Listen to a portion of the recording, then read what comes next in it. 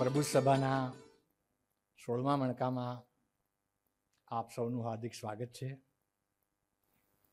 આજે એક એવું વ્યક્તિત્વ આપણને પોતાના જીવનનો અર્થ બિરસવાના છે કે જેઓએ વિષમ પરિસ્થિતિમાં પણ પોતાના ધ્યેયને વળગી રહી જે સેવાભિમુખ એમનું લક્ષ્ય છે એને પામવા અનેક ઉતાર ચઢાવ વચ્ચે પણ પોતાનો સેવાનો જે અભિગમ છે એને પૂર્ત કરવા માટે પોતાનું સમગ્ર જીવન એમ કહેવાય કે સમાજ સેવા માટે વહેવડાવ્યું છે.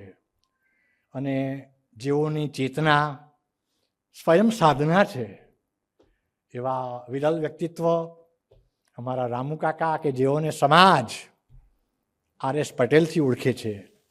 અને જે તે સમયે જ્યારે ચાર્ટર્ડ એકાઉન્ટન્ટ બનવું એ પણ ખૂબ કઠિન હતું. એ સમયમાં 1.5 થી 2% રિઝલ્ટ ચાર્ટર્ડ એકાઉન્ટન્ટનું આવતું હતું. એ સમયમાં એક કપટવાળો સમય એમના જીવનમાં પસાર થયો કે જ્યારે માતાનું મૃત્યુ થયું અને અપરમાની વચ્ચે રહી અને એમનો ઉછેર થયો. અમને આનંદ એ વાતનો છે કે RS પટેલ સાહેબ અમારા સરસપુરના છે અને સરસપુરના વતનીના નાતે તેઓએ એક નિર્ણય કર્યો કે મારે સમાજમાં કંઈક બનવું છે. એ સમયમાં જે તે વિચારધારાની વચ્ચે રહી અને પોતાનો એમણે માર્ગ કાઢ્યો. મને એમ લાગે છે કે ચાર્ટર્ડ એકાઉન્ટન્ટની વૃત્તિ શું હોઈ શકે ત્યાંથી શરૂ થઈ હશે. એવા વિચારશીલ પુરુષ મોસાળમાં જઈ થોડાક ખિન્ન થઈને પણ કે મારે કંઈક બનવું છે, મારે કંઈક કરવું છે અને બસ શિખા બાંધી અને ભણતર. આમ તો કહેવાય છે કે પાટીદાર વ્યક્તિ ગણતરીમાં બહુ પાક્કા હોય છે. તો એમના જીન્સમાં રહેલું સત્વ તત્વ એમના ચાર્ટર્ડ એકાઉન્ટન્ટ તરીકે જ્યારે આપણે પશ્ચિમ વિભાગમાં જઈએ છીએ ત્યારે રાજપથ ક્લબની પાછળ એક મોટું બિલ્ડિંગ જોવામાં આવે છે RS પટેલ એસોસિએટ્સ. એની અંદર કદાચ 40-50 ચાર્ટર્ડ વ્યક્તિઓ પણ કામ કરતા હશે. એવું સંસ્થાનું આખું માળખું પોતે સંભાળીને પણ નિવૃત્ત. 2005થી તો માત્ર ને માત્ર સેવા જ કરવી એવો અભિગમ સાથે સમાજની વચ્ચે ખૂબ વૈદ્યકીય સેવા, સમાજની સામાજિક સેવાઓ, બાળકોને ઉત્થાન કરવા માટે ભણતરની સેવાઓ માટે આશરે 5 દાયકા પહેલાં એમ કહેવાય કે 77માં તેઓએ આશીર્વાદ ફાઉન્ડેશનની સ્થાપના કરી. આ દિન સુધી પણ તેઓ એમાં સતત રત છે અને હવે એમની જે જીવનની આખી વાતો છે એ જે તેઓએ મને મોકલી ત્યારે મને એમ થાય છે કે આપણે કદાચ મંદિરમાં નહીં જઈશું તો ચાલશે, પણ આવા સેવા પુરુષને મનથી નમન કરીશું તો એમના આશીર્વાદ આપણને સાતત્ય રૂપે મળશે. આવા RS પટેલ સાહેબ, અમે તો એમને રામુ કાકા જ કહીએ. અમારા સરસપુરમાં તો રામુ કાકા કહીએ એટલે હૃદયનો ભરાવો આવે. RS પટેલ સાહેબ નારણપુરા સ્થિત આશીર્વાદ ફાઉન્ડેશનમાં વડા પ્રમુખ તરીકે 1977થી કાર્યરત છે. ત્યાં અનેક વૈદ્યકીય, ચિકિત્સાકીય અને મધ્યમ વર્ગને પોષાય તે ભાવથી ડૉક્ટરની એટલે કે મેડિકલની સેવાઓ, એક્સરે, પેથોલોજી અને બાળકો ભણે એના માટે રીડિંગ સેન્ટર, સાથે સાથે એમના ધર્મપત્ની બહેનશ્રી પણ બપોરે 3 કલાક જોડકા ગોઠવવાનું કામ એટલે કે લગ્ન ગ્રંથિથી જોડાવા માટે જેઓ થન ગણે છે એવા સ્ત્રી અને પુરુષોના જે પાલ્યો છે, બાળકો છે, એમને ક્યાંક ઠેકાણું પડે એનું સરસ મજાનું એક ફાઉન્ડેશન ચલાવે છે જેમાં જેઓને લગ્ન ઉત્સુક યુવક યુવતીઓ નામ લખાવે ને એમાં જોડાણ થાય ને એમાંથી એમનું કલ્યાણ થાય. એમ આશીર્વાદ ફાઉન્ડેશન ખરા અર્થમાં આશીર્વાદકીય પ્રવૃત્તિઓ કરી રહ્યા છે. સાહેબ સામાજિક સેવામાં તો ખરેખર કહું કે કદાચ સામાજિક સંસ્થાઓએ એમનામાંથી કંઈક પામવું જોઈએ. આપણે બધા અમદાવાદના માણસો ધરતી વિકાસ મંડળથી પરિચિત છીએ જ. ધરતી વિકાસથી જો પરિચિત ના હોય તો અમદાવાદી ન કહેવાય. તેમાં પણ તેઓ ટ્રસ્ટી તરીકે સેવા આપે છે. નારણપુરા, ઉસ્માનપુરા પાસે મોટું બોર્ડ છે કરુણા ટ્રસ્ટનું, ત્યાં પણ વૈદ્યકીય સેવાનું ખૂબ ઓછા ખર્ચમાં લોકોને નિદાન થાય છે એ પ્રવૃત્તિમાં સાહેબ જોડાયેલા છે. આગળ જઈએ તો મેં 1 વર્ષ પહેલાં એમનું પુસ્તક વાંચ્યું હતું, મને મિસ્કિન સાહેબે આપ્યું હતું, રાજેશભાઈએ. તો લેખક તરીકે એમની પોએમ પણ જરા ઊંડાણથી વાંચીએ, સમજ તો મને ખરેખર ઓછી પડે છે, પડતી જ નથી, પણ વાંચવાની મજા આવે છે. તો એવા એક સારા લેખક સાથે અત્યારે સાર્ધ શતાબ્દી જન્મજયંતિ મહોત્સવ જોઈ રહ્યો છે એવા સરદાર વલ્લભભાઈ પટેલના જે રાષ્ટ્રીય સ્મારક છે શાહીબાગમાં, એ સ્મારકના સેક્રેટરી તરીકે પણ તેઓ સેવા આપે છે.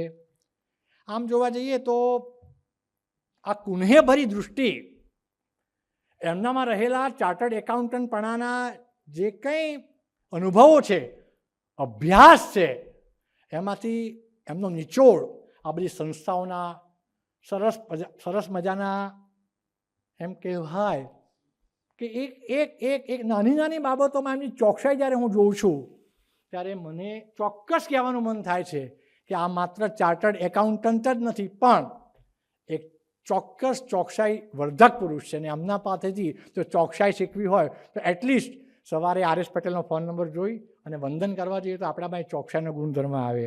સાથે સાથે સમર્પિત પડછાયો, સરદારના જે દીકરી, એમના માટેના જે હમણાં લેખનનું વિમોચન થયું, એમાં પોતાની લેખનની ક્રિયા, શબ્દના જાળાને કેમ ગૂંથવું, લિપિ વાચકને કેમ અનુકૂળ આવે, ભાવાત્મકતા અને લાગણી એનું અનુસંધાન કેમ થાય, એ એમની એક આગવી ઓળખ છે.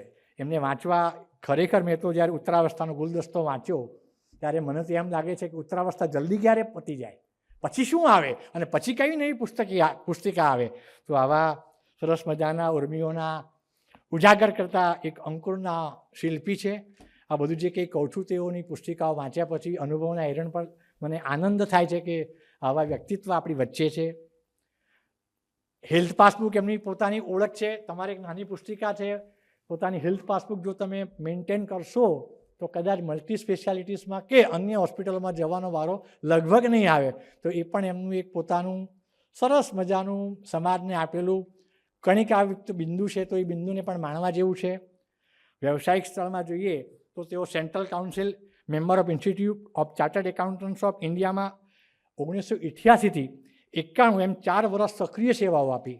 આ બધી સેન્ટ્રલની સંસ્થાઓ હોય એમાં ઇન્ટેલેક્ટ લેવલ અને તમારામાં રહેલું નૈતિક તત્વ, આ બંનેનું મૂલ્યાંકન થાય પછી જ તમારી ત્યાં સાધનાનું નિરૂપણ થતું હોય છે.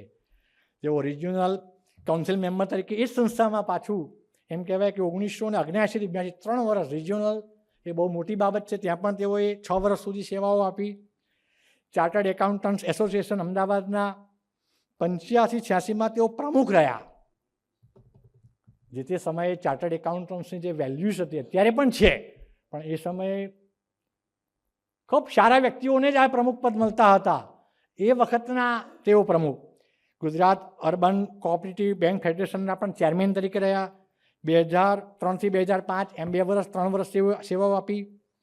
Member of vision document committee, જે RBIમાં બને છે, જે બધી બેન્કોનું મર્જર થાય છે, કોઓપરેટિવ અને આપણી સરકારી, એ મર્જરમાં કોઓપરેટિવ બેંકને અને આ બેન્કોની વચ્ચેનો જે કંઈ પણ એવો કંઈ ગેપ છે, હવે સરકાર પૂરવા માંગે છે અને બેન્કોનું ઉઠમણા ન થાય અને પબ્લિકના પૈસા સચવાય એના માટે RBIની જે કમિટી છે એમાં મોડિફિકેશન ઇન RBI એક્ટમાં તેઓ બાઉન્ડ્રી લેવલે કામ કરી ચૂકેલા વ્યક્તિ વિશેષ છે. LICમાં ઝોનલ એડવાઇઝરી કમિટીમાં બોર્ડ મેમ્બર તરીકે પણ કામ, જેટલા ઝોનલ અને રિજિયોનલ પોસ્ટ ઉપર હોય એ વ્યક્તિનું વ્યક્તિત્વ કેટલું ઊંચું હોય આમાંથી આપણને ખબર પડે છે. સાથે સાથે મેડિકલ ક્ષેત્રમાં જોવા જઈએ તો આપણે અત્યારે સાલ, સ્ટર્લિંગ, ઝાયડસ એવી 4-5 જે નામો જાણીએ છીએ, એ હોસ્પિટલમાં સ્ટર્લિંગ હોસ્પિટલના તેઓ ફાઉન્ડર ચેરમેન. વિચાર કરો કે તેઓએ 2000થી 2003 સુધી, જ્યારે વિઝન એમનું કેવું હશે કે એક સમય એવો આવશે કે મેડિકલ ટુરિઝમ માટે વિદેશથી લોકો આવશે અને વિદેશથી લોકો અહીંયા સસ્તું મેડિકલ હોવાથી આપણે ત્યાં આ સેવાનો લાભ દેશે. તો એ વખતનું વિઝન, ભૂકંપ સમયનું વિઝન આજે આપણને ખબર પડે છે. સ્ટર્લિંગ હોસ્પિટલ આજે આપણને નાની પડે છે, ઘણી વખત ઓક્યુપેસી નથી હોતી. તો આ તો એક શરૂઆત છે 2000 સાલની. સાથે સાથે બેન્કિંગમાં ministry of agriculture, and cooperation central government તરફથી તેઓ 2001થી 2009 સુધી માધવપુરા મર્કેન્ટાઇલ બેંકનું જે સ્કેમ થયું એ પછી એને રિવાઇવ કેમ કરવું અને એમાંથી સર્વાઈવ કરી અને પબ્લિક ડિપોઝિટને પબ્લિકને પાછી કેમ આપી, એ કમિટીમાં પણ તેઓએ સેન્ટ્રલમાંથી નિયુક્તિ પામી અને ખૂબ સારી સેવાઓ આપી. આમાંથી કોઈ વ્યક્તિ એવો મને બતાવો કે જેણે સદવિચાર પરિવાર સંસ્થાની નોટબુકે ચોપડા ના વાપર્યા હોય. સદવિચાર પરિવાર સંસ્થા હરિભાઈ પંચાલ, સંત શ્રી પુનિત મહારાજ, એમના વિચારબિંદમાંથી આવેલું આ વટવૃક્ષ એ સદવિચાર પરિવાર સંસ્થા, એમાં પણ તેઓ ટ્રસ્ટી તરીકે સેવાઓ આપે છે. ગુજરાત ચેમ્બર ઓફ કોમર્સના એક્ઝિક્યુટિવ કમિટી મેમ્બર તરીકે પણ તેઓ 2 વર્ષ સેવા આપી ચૂક્યા છે. આ બધી સંસ્થાઓમાં સ્થાન પામવું એ જ તમારા સ્ટાન્ડર્ડની ઓળખ છે. એવોર્ડમાં તો એટલું બધું લિસ્ટ લાંબુ છે, પણ મેં થોડું કોમ્પેક્ટ કર્યું છે. ગુજરાત ગૌરવ રત્ન એવોર્ડ હમણાં જ મે મહિનાની 24માં આદરણીય ઉપરાષ્ટ્રપતિના હસ્તે મળ્યો. ઉપરાષ્ટ્રપતિ કે રાષ્ટ્રપતિના હસ્તે એવોર્ડ મળવો એ ગુજરાતનું ગૌરવ છે. સામાજિક સેવા સંદર્ભ તો જુઓ, social welfare glory of Gujarat award આદરણીય દિનેશ કાકા તો બેઠા જ છે. અમે ઘણી વખત ત્યાં રાજ્યપાલ મહામહિમને ત્યાં જઈએ છીએ, તો ગ્લોરી ઓફ ગુજરાતનો એવોર્ડ રાજ્યપાલના વરદ હસ્તે 2017માં પ્રાપ્ત કર્યો.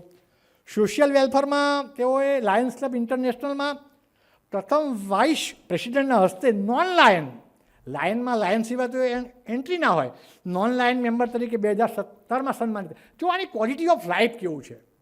આજે બધા મોટિવેશનલ સ્પીકરો વાતો કરે છે ક્વોલિટી ઓફ લાઈફ, પણ જો જેની પાસે આચરણ છે, જીવનમાં આચરણ છે, એની શુદ્ધિકરણમાંથી જો આપણે કંઈક શીખીશું તો મને એમ લાગે છે કે આજે આપણું સાંભળેલું સાર્થક થશે. એવા રામુ કાકા ખરેખર આ બધું આજે વાંચ્યા અને 2 દિવસ પહેલાં બધું વિચાર કરતો હતો કે ઈશ્વરે તમને 24 કલાક આપ્યા, તમને આપ્યા છે, પણ તમારામાં આ બધા વિચારો અંકુરિત થઈ અને એનું વૃક્ષ કેમ બન્યું હશે. આ પણ અમારા માટે સંશોધનનો વિષય છે.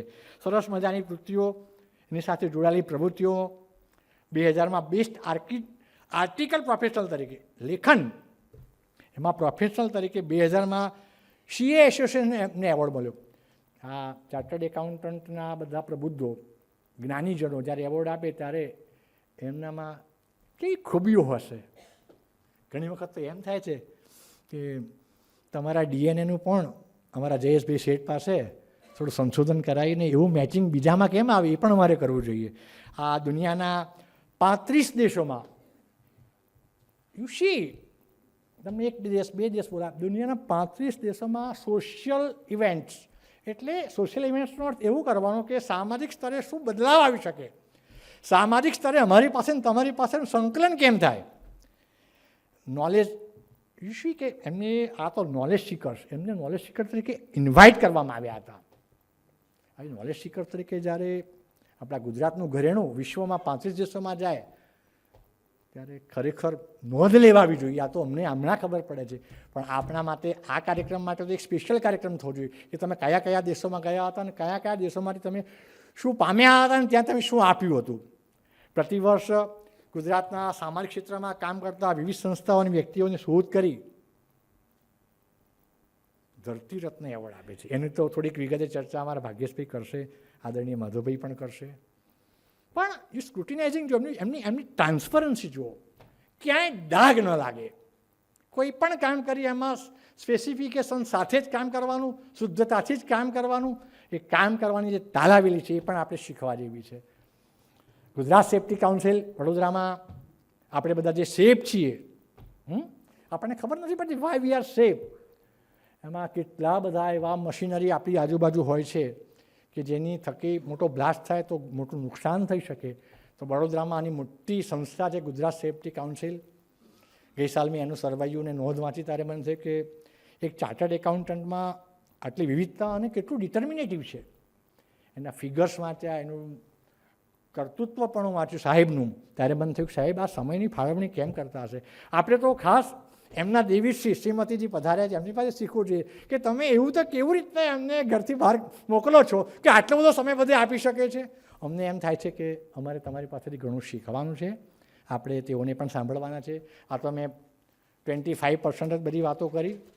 ઘણી વાતો આદરણીય ભાગ્યેશભાઈ, થોડીક વાતો અમારા સુધીરભાઈ, થોડીક વાતો માધવભાઈ કરશે. પણ આજે ખાસ કરીને આજના કાર્યક્રમમાં શનિવારે પણ બધા જ આખો ઓડિયન્સ ફૂલ થઈ ગયું છે. એમાં આ સંસ્થાના વડા ડૉક્ટર કુમારપાળભાઈ દેસાઈ સાહેબ પધાર્યા છે, એ આપણા માટે મોટી ગૌરવની વાત છે. એમનો મૂલ્યવાન સમય એવો ફાળવીને, એમની પોતાની ક્રમબદ્ધતામાંથી પણ સમય ફાળવીને પધાર્યા છે. તેઓને પણ વિનંતી છે કે તેઓ પણ આજે પધાર્યા છે તો તેઓના અનુભવને ખાસ તો લેખકના સંદર્ભમાં તેઓની લેખન વૃત્તિ ઉપર પણ પ્રકાશ પાડજો. આદરણીય ભાગ્યેશભાઈ ઝા, ગુજરાત સાહિત્ય અકાદમી ગાંધીનગરના પ્રેસિડેન્ટ, એક દોડતો અને જાગૃત વ્યક્તિ એટલે કે ડૉક્ટર ભાગ્યેશ ઝા. સાથે આર.એસ. પટેલ સાહેબ, એમના માટે તો બધું ઘણું કહી શકાય. એક પીરિયડ, એક આખો કાર્યક્રમ એમની ઓળખ માટે રાખવો પડે. સુધીરભાઈ માટે તો કશું કહેવા જેવું છે જ નહીં. પાયાની ઈંટ માધવભાઈ અને સુધીરભાઈ, એમના વિચારોમાંથી ઉત્પન્ન થયેલું આ બીજમાં ભાગ્યેશભાઈએ ધક્કો માર્યો. મારા જેવાને આનંદથી ઉર્મિનો ઉભરો ઠાલવવાનો એક સરસ અવસર મળ્યો. તો માધવભાઈ પણ પધાર્યા છે. હું આદરણીય માધવભાઈને પણ આજે વિનંતી કરી, આજ તો તમે એટલા સુંદર એક યુવાન જેવા લાગો છો કે આ તમારું વ્યક્તિત્વ જ એટલું સુંદર છે કે તમારે પણ 2 મિનિટ બોલવું જ પડશે આજે, કારણ તમે 2 વર્ષથી એમની સાથે સંલગ્નતાથી જોડાયા છો. તો હું આગળનો દોર થોડી ક્ષણો માટે આદરણીય માધવભાઈને આપીશ, ત્યારબાદ આપશ્રીનો અનુભવ શેર કરજો. જી, તો એમના કહેવા પ્રમાણે છેલ્લે આપીશું આદરણીય ડૉક્ટર સુધીરભાઈ શાહ સાહેબને. બહુ લાંબા ટાઈપથી સાંભળ્યા નથી, બધા નહીં, 5-7 મિનિટ સાહેબ પ્લીઝ. આ બધા જ વ્યક્તિત્વો તમને સાંભળશે તો એમના જીવનમાં પણ કંઈક અનુકંપાઓ થશે. તો પ્લીઝ આપણે બધા તાળીઓથી વધાવીશું આદરણીય ડૉક્ટર સુધીરભાઈ શાહ સાહેબને. ભાગ્યેશભાઈ તો આવશે જ. ભાગ્યેશભાઈ આપ આવો, પછી સુધીરભાઈ આવે. It's okay, nothing but the same. Please welcome, please આવો પ્લીઝ. ડૉક્ટર ભાગ્યેશભાઈ સાહેબ માટે આપણે તાળીઓથી વધાવીશું. Please please please.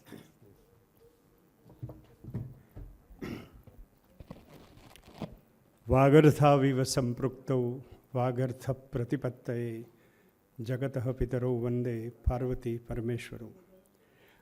આજના ઉત્સવ મૂર્તિ આપણા પટેલ સાહેબ, આર.એસ. પટેલ સાહેબ, સન્માનનીય સુધીરભાઈ, આ પવિત્ર આશ્રમમાં આપણે જ્યાં છીએ એના કુલાધિપતિ કુમારપાળભાઈ, હમણાં જેમને આપણે સાંભળ્યા, મને સુદામામાં બહુ રસ પડે છે. સુદામા એટલું સાભીને પરિચય આપે છે, માધવભાઈ, મનુભાઈ અને વિક્રમભાઈ. સુદામાએ સાહેબ, એટલે હું એટલા માટે સાભીને શબ્દ વાપરું છું કે તમને એમ લાગે કે અભ્યાસ એમ કહે ને એટલે આમ પાછા હાથ ઉપર જાય અને નિચોડ એટલે આમ આપે એમને. એટલે ખબર નથી એમને ભરતનાટ્યમની ટ્રેનિંગ લીધી છે કે કયા કારણસર એમને આટલી બધી. અને જો કે આર.એસ. પટેલ સાહેબનું વ્યક્તિત્વ જ એવું છે, દરેકને એમ થાય કે આ તો અમારા છે. અમે એવું કહીએ કે GJ2વાળા, અમે મહેસાણાવાળા એવું કહીએ કે આ અમારા છે, તો આ સરસપુરવાળા વળી વહેલા આવીને કહી ગયા કે આ અમારા છે. આ સમાજમાં છે ને સારા માણસોની આ એક ઓળખ હોય છે કે બધાને એમ હોય કે આ અમારા ખાસ છે. તમે જોજો બધાને. હા, એટલે મનુભાઈ પણ એવું કહે છે ને બધા જ એવું કહે છે. એટલે એ આટલી જ વાત કરીને મારે પૂરી કરી દેવી જોઈએ, કારણ કે આર.એસ. પટેલ સાહેબનું વ્યક્તિત્વ એવું છે કે આ હોલમાં બેઠેલા કોઈ પણ એવું નહીં કહે કે આર.એસ. પટેલ સાહેબ બહુ દૂરના માણસ છે, તમે પરિચય કરાવ્યો તો સારું થયું, કારણ કે બધાને બધો પરિચય છે.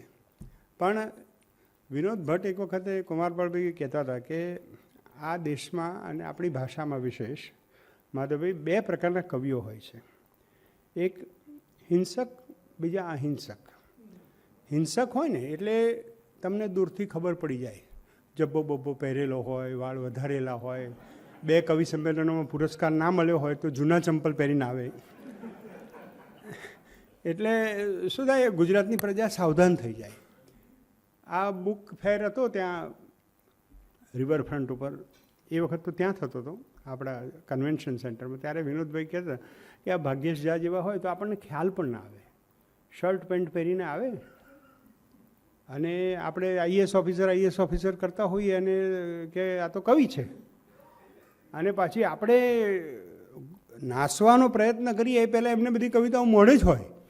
એટલે ગુજરાતની પ્રજાને ભાગવું હોય તો ભાગે ક્યાં?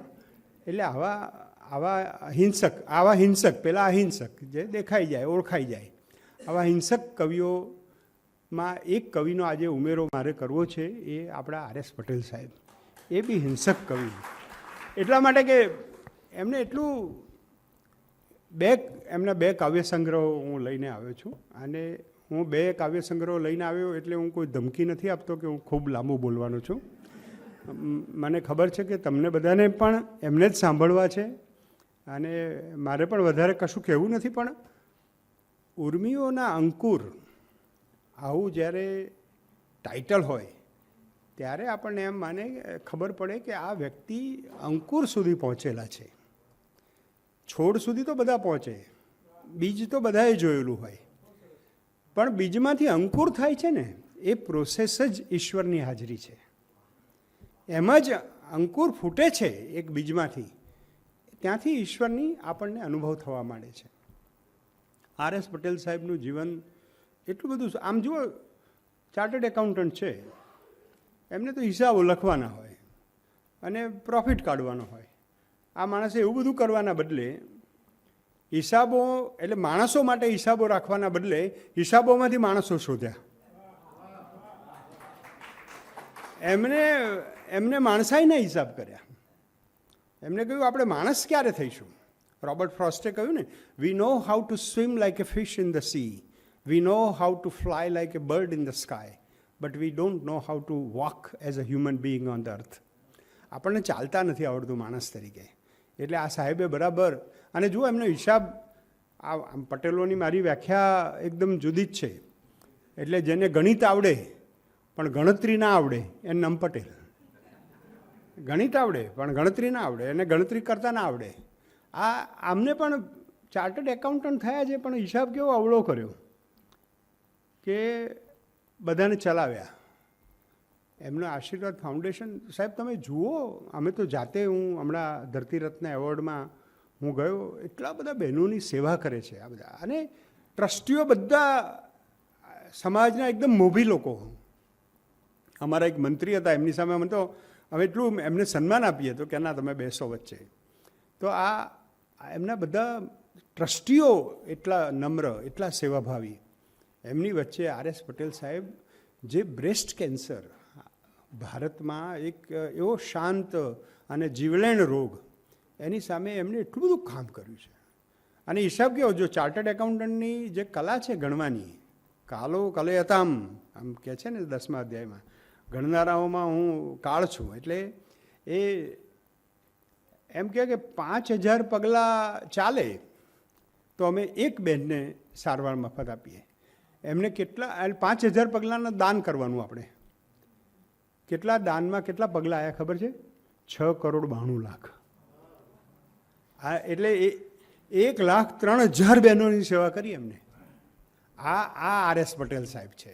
શાંતિથી એક ખૂણામાં બેઠા બેઠા બધા એક નાનકડી સરસ મિત્ર મંડળી સાથે રહી અને આટલું કામ કરે. એટલે આ અંકુર શબ્દ મને બહુ ગમે. ઉર્મિઓ તો બધાને હોય, પણ આ અંકુર ફૂટે છે એવી ઉર્મિઓ છે જ્યાં કશુંક આમ કંઈક ફૂટવાની વાણી હોય કશુંક. એટલે એક વખતે ગંગા કિનારે બેઠેલા આર.એસ. પટેલ સાહેબ, અને માં ગયા એટલે યાદ પણ એમની આવે, અને એમને લખ્યું, હિમાલયમાંથી પડેલો એ પથ્થર, હિમાલયમાંથી પડેલો એ પથ્થર ને ગંગાના વહેણમાં વહેલો એ પથ્થર, પથ્થરમાંથી થયો સુંદર એ પાણો, ગંગાના તપથી ઘડાયો એ જાયો.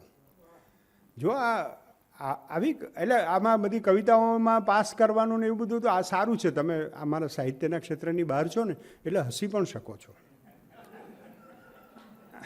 કારણ કે હસવાનું અમુક જગ્યાએ મનાઈ હોય છે. એની સામે આટલા એમના મેં બધા ઘણી કવિતાઓ મેં શોધી રાખી, સવારે હું વાંચતો હતો. પણ આર.એસ. પટેલ સાહેબ, સામાન્ય રીતે એવું થાય કે માણસ ચાર્ટર્ડ એકાઉન્ટન્ટ હોય અથવા બહુ સેવાભાવમાં હોય અથવા બહુ મિટિંગોમાં હોય, એ માણસ હસવાનું ભૂલી જાય. પણ મારી વેણીમાં, વિક્રમબેન તો ખબર છે, અવિનાશ, મારી વેણીમાં 4 ફૂલ. હવે આ સાહેબ કેવા રમતિયાળ છે એ એમની આ કવિતામાંથી કહે, મારી વેણીમાં ચાર ચાર ફૂલ અંબોડલે સોહે લજામણી ઝૂલ. આ તો આપણે સાંભળેલું. પહેલું ફૂલ મારા સસરાજી માંદલા. પહેલાંમાં તો સસરાજી શોભતા, અહીંયા સસરાજી માંદલા, જાણે હોસ્પિટલનું ફૂલ. દવા દારૂ મહેકે ઘર ઘરને ઓરડે, ખર્ચા કરાવે અમૂલ, મારી વેણીમાં ચાર ચાર ફૂલ. આ સાહેબ એટલી સરસ પેરોડી કરી છે. આખા જે સમાંતર કવિતાની આપણે પ્રયોગ કર્યો જગદીશ ત્રિવેદીએ જ કર્યો છે. અને આખું એટલે બધામાં તમે જુઓ એમની કવિતાઓ અનેક, પણ સરસ્વતી ઉપરની એક કવિતા લખી છે. અને બહુ કટાક્ષ સાહેબ, કુમારપાળ સાહેબ આપણને બધાને બરાબર એમને કહ્યું છે કે સરસ્વતીના આશીર્વાદ હોય. યાચક બને ધંધાદારી, પૈસાદારોની પ્રશંસા કરી લક્ષ્મીજીની કરે પ્રાપ્તિ. છેલ્લે લખે છે, આખી કવિતા નથી વાંચતો, સરસ્વતીની તો ઉપાસના જ હોય, કલમ અને વિચારો પુલકિત હોય, સરસ્વતી હૃદય બિરાજતી હોય, આરેશનું તનમન પ્રફુલ્લિત હોય. આરેશ એ એમનું તખલ્લુસ છે. આરેશનો અર્થ રામ પણ થાય છે. અને રામ માટે તો વાલ્મીકીએ એટલા વિશેષણો વાપર્યા છે, પણ એમાંનું એક વાક્ય વારંવાર આવે છે, સત્ય પરાક્રમ, સત્ય વિક્રમ, સત્યવ્રત, સત્ય દૃઢવ્રત. રામના જે સત્ય માટેના જે વિશેષણો છે એ તો અસંખ્ય છે, પણ પટેલ સાહેબના જીવનમાં સતત જે મને તો આ સુદામા જેવું એક્ટિંગ કરતાંય નથી આવડતી, એટલે પણ જે ટ્રાન્સપેરન્સી એમ એ સાભીને મને, એટલે મને I am proud of you Sudama. સરસપુરમાં તો એટલે સાહેબે સરસ્વતી માટે જે વાત કરી છે એ ખરેખર આરેશ અને રામની પવિત્રતા, રામની સાદાઈ, રામની પારદર્શિતા અને રામની શુચિતા, રામની ધર્મપ્રિયતા, એ બધું જેમના જીવનમાં એકદમ છલકાય છે એવા આ પટેલ સાહેબ આરેશ છે. અને આરેશ એ બેચરવી પટેલનું એક સરસ વાક્ય છે. આમ તો કાર્યકર છે, પણ એમણે કીધું આ કાવ્યકર છે. કાર્યકર નહીં પણ કાવ્યકર, જે કાવ્ય પણ કરે છે. એટલે એમનું જીવન જ આપણે જે ગાઈએ છીએ ને પ્રાર્થના, મારું જીવન સુગંધિત બનો, એવું એમનું જીવન સુગંધિત છે. એટલી બધી કવિતાઓ એમના ધર્મપત્નીનું નામ ના દઈએ તો અધૂરું લાગે. અને આટલું સુખી દાંપત્ય જીવન હોય ને તો જ માણસ બહાર આટલું સારું કામ કરી શકે. એમને કુસુમબેને બહાર કાઢવા ના પડે, એ જાય છે. અને એટલા આનંદથી આવે પાછા. 56મી વર્ષગાંઠે એક ફૂલ આપે છે કુસુમબેનને. એમને ખબર છે કુસુમનો અર્થ પણ પુષ્પ થાય. પ્રેમ ભર્યું પુષ્પ એને ગુચ્છ સમજી સ્વીકારશો, પુષ્પની સાથે આવેલા પાંદડા પ્રેમ વૃક્ષ સમજી સ્વીકારશો. દિલ અમારું મુઠ્ઠીભરનું છે પણ દરિયો સમજી સ્વીકારજો. દિલ અમારું મુઠ્ઠીભરનું છે પણ દરિયો સમજી સ્વીકારશો. સપ્તપદી લગ્નની લીધી પણ 7 જન્મ નિભાવશો. આ એમને 56માં વર્ષગાંઠે, અને હવે તો 84 આપણે ટોટલ કેટલા કહેવાના છે એમને. હવે ચાર્ટર્ડ એકાઉન્ટન્ટમાં તો એવું હોય ને, બોલો ને સાહેબ, બતાવવાના છે કેટલા એમ.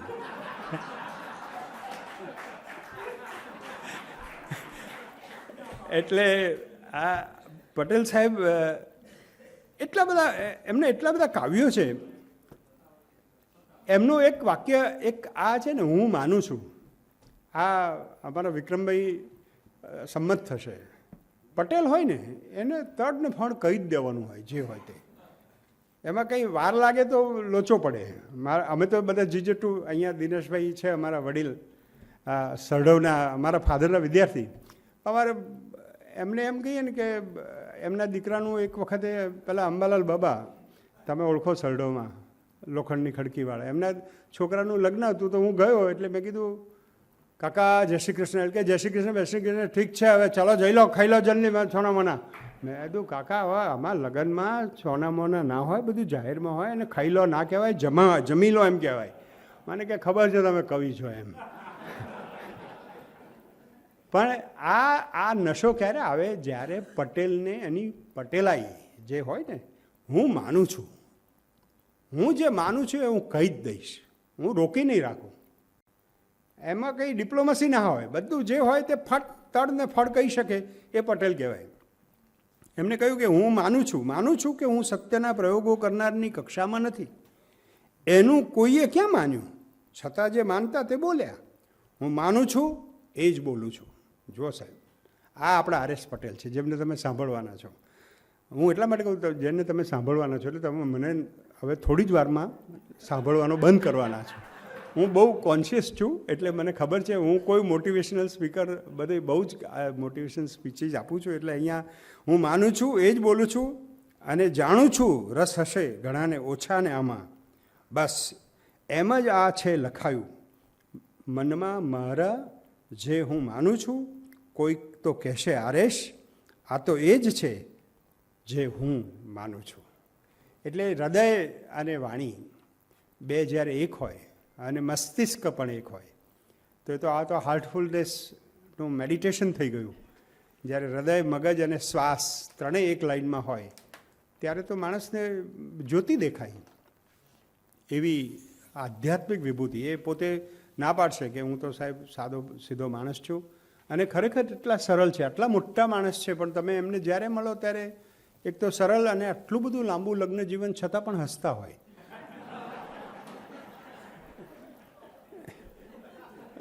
ઘણા લોકો તો હસતા જ નથી. એમાં અલા ભાઈ, ઘેર જાય ત્યારે કરફ્યુ જેવું હોય, વાતાવરણ હોય, તો બધાને હોય. હવે એમાં પણ તમે જરા આનંદ તો કરો. એવું આમાં શું, ઘણી વખતે 2002ના રાયોટમાં હું વડોદરા કલેક્ટર હતો ત્યારે એક વખતે એવું થયેલું કે હું ને પોલીસ કમિશનર નીકળ્યા રાઉન્ડ લેવા ગામમાં. બધું બહુ જ ધમાલ હતી બહુ જ. મેં કીધું ચાલો ને આપણે જરા જોઈ આવીએ. તો એક ભાઈ પડેલા ગટર પાસે, જબ્બો બબ્બો ફાટેલો ને લોહી આવેલું ને આ અંતે. એટલે મેં કીધું એક મિનિટ ઉભારો કોઈ પડ્યું છે. એટલે પછી જરા અમે ગયા, અને પાછળ પોલીસવાળા, તમે કીધું એમ આ તો આપણા ઓળખીતા છે. મેં કીધું ઓહો, આ તો ધનજીભાઈ, એમને ઘેર લઈ જાઓ. એટલે પેલા અડધ બેભાન અવસ્થામાંથી મને કહેવા માંડ્યા કે જા સાહેબ. મેં કીધું હા. કે લઈ જવાય તો મને હોસ્પિટલ લઈ જાઓ ને, ઘેરથી જ આવ્યો છું. મને રાયટમાં કંઈ નથી થયું. એટલે ઘણા લોકોને બધું એવું હોય છે, એ લોકો પછી હસી શકતા નથી. એવી રીતે ગટરમાં પડેલા હોય, એવા હસતાએ ના હોય, અને લોહી આવવાની જરૂર ના હોય, મોં જેવા ખરડાયેલા હોય, એની સામે કોઈક માણસ હસતો રહેતો હોય તો સમજવાનું કે એની વાઈફ સારી જ હોય. એવા આપણા આર એસ પટેલ સાહેબ જ્યારે તમે મળો ત્યારે મેં હજી સુધી એમને હસતા જ જોયા છે. એટલે હું વિનોદ ભટ્ટ તો એમ કહેતા, મેં વિનોદ ભટ્ટને એક દિવસે કોઈ આપણા સાહિત્યકારનું મરણ થયેલું એટલે મેં ફોન કર્યો. મેં કીધું કાકા બેસણામાં આવવું છે? એટલે કે ના, નહીં અવાય. મેં કેમ? એટલે કે એના બેસણામાં હું નથી જતો, કારણ કે હું જઉં તો બધા હસે. એ કે કોઈનો આપણે પ્રસંગ શું કામ બગાડવું. એટલે એવા આપણા બહુ પ્રિય આર એસ પટેલ સાહેબ, તમને ખબર નહીં હોય, એમના અહીંયા ક્યાંય નામ નથી હોતા, પણ અમારા આધાર સ્તંભ છે પ્રબુદ્ધ સભાના. અને નાની બાબતોની એટલી બધી ચિંતા કરે એવા યુવાન, વયોવૃદ્ધ નહીં પણ યુવાન, અને જેમને કોઈ દિવસે પ્રોફિટ મેક્સિમાઇઝેશન શીખવાડ્યું હશે પણ જેનો અમલ બિલકુલ કર્યો નથી, એવા પટેલ સાહેબ આજે આપણને એમના જીવનમાંથી એ શું શીખ્યા, ખરેખર એ અમૃત વાક્યો હશે. આપણે એમને બહુ આતુરતાથી સાંભળીએ એવી વિનંતી. આભાર.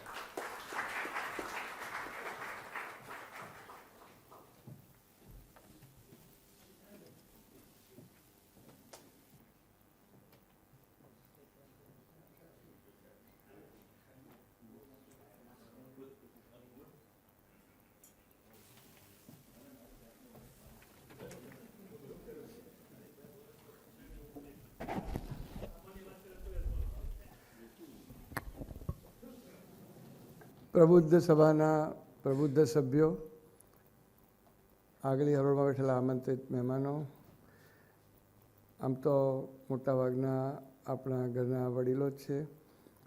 સર્વશ્રી કુમારપાળભાઈ દેસાઈ, જેમની કૃપાથી આપણે અહીંયા આજે 16મો મણકો માણી રહ્યા છીએ.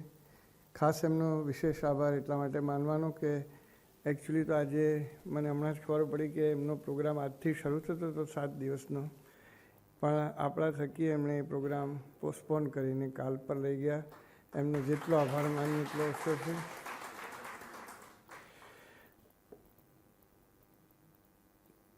ખૂબ જેમને આપણે સાંભળવા આતુરતાથી રાહ જોઈ રહ્યા છીએ એવા શ્રી પટેલ સાહેબ, આપને નતમસ્તકે વંદન કરું છું. આપ તો સેવાના ને સ્નેહના મૂર્તિમંત સ્વરૂપ છો. સાહેબે જેમ કહ્યું એમ દરેક વ્યક્તિ એમ જ માને છે કે અમારા છે, ને હું પણ એટલા માટે કહું છું કે અમારા સ્ટર્લિંગના છે. સ્ટર્લિંગ જે દિવસે મેં જોઈન કરી ત્યારના એ ચેરમેન હતા, એટલે એ પણ અમારા પણ છે. અને કર્મયોગી પણ છે. આપણે જોયું એમ જ્ઞાનની પણ સાધના કરે એટલે જ્ઞાનયોગી પણ છે. સમર્પિત પુરુષ છે, સમર્પણ પણ કર્યું છે, ભક્તિયોગી છે. માનવ સેવા, સમાજ સેવા, પ્રભુ સેવા, તમામ ક્ષેત્રોમાં સેવા જ કરે છે. અને હું તો ભાગેશભાઈ એમ કહીશ કે ગણિત તો ખરેખર આ માણસ શીખ્યો છે. એકાઉન્ટ્સનું ગણિત તો બહુ સામાન્ય લાગે, પણ જીવનનું જે ગણિત એ શીખ્યા છે અને એ આપણે સૌએ આપણા જીવનમાં ઉતારવું જોઈએ કે 1 ને 1 11 કેમ થાય ને 2 ને 2 40 કેમ થાય, એ એમણે કરી બતાવ્યું. એમને ખૂબ ખૂબ વંદન કરું છું. આપ સૌ જાણો છો કે સમય ખૂબ આગળ વધી ગયો છે, એટલે મારે વિશેષ કંઈ કહેવું નથી. પણ મુરબ્બી ભાગેશભાઈએ ભલભલાને આજે લબડ ધક્કે લઈ લીધા છે. એમાં ખાસ કરીને અમારા સુદામાને ઝાડકે છે ત્યારે મને જરાક અહીંયા તકલીફ થઈ જાય છે. પૂજ્ય શ્રી માધવભાઈને પ્રણામ કરું છું. મનુભાઈ, વિક્રમભાઈ, અમારા વડીલ શ્રી દિનેશભાઈ તથા સર્વ મનુભાઈ સાહેબ પણ અહીંયા છે, બધાને ખૂબ વંદન કરું છું. ઘણા મિત્રો આપણા પર્સનલ છે. આપ સૌને ક્વિકલી સ્ટેજ પર આવીને સાહેબનું અભિવાદન કરવા ભાગ્યેશભાઈ, કુમારપાળભાઈ, સુદામાજી, માધવભાઈ, આપ પ્લીઝ સ્ટેજ ઉપર જલ્દી આવી જાઓ. પટેલ સાહેબ આપ પ્લીઝ પધારો.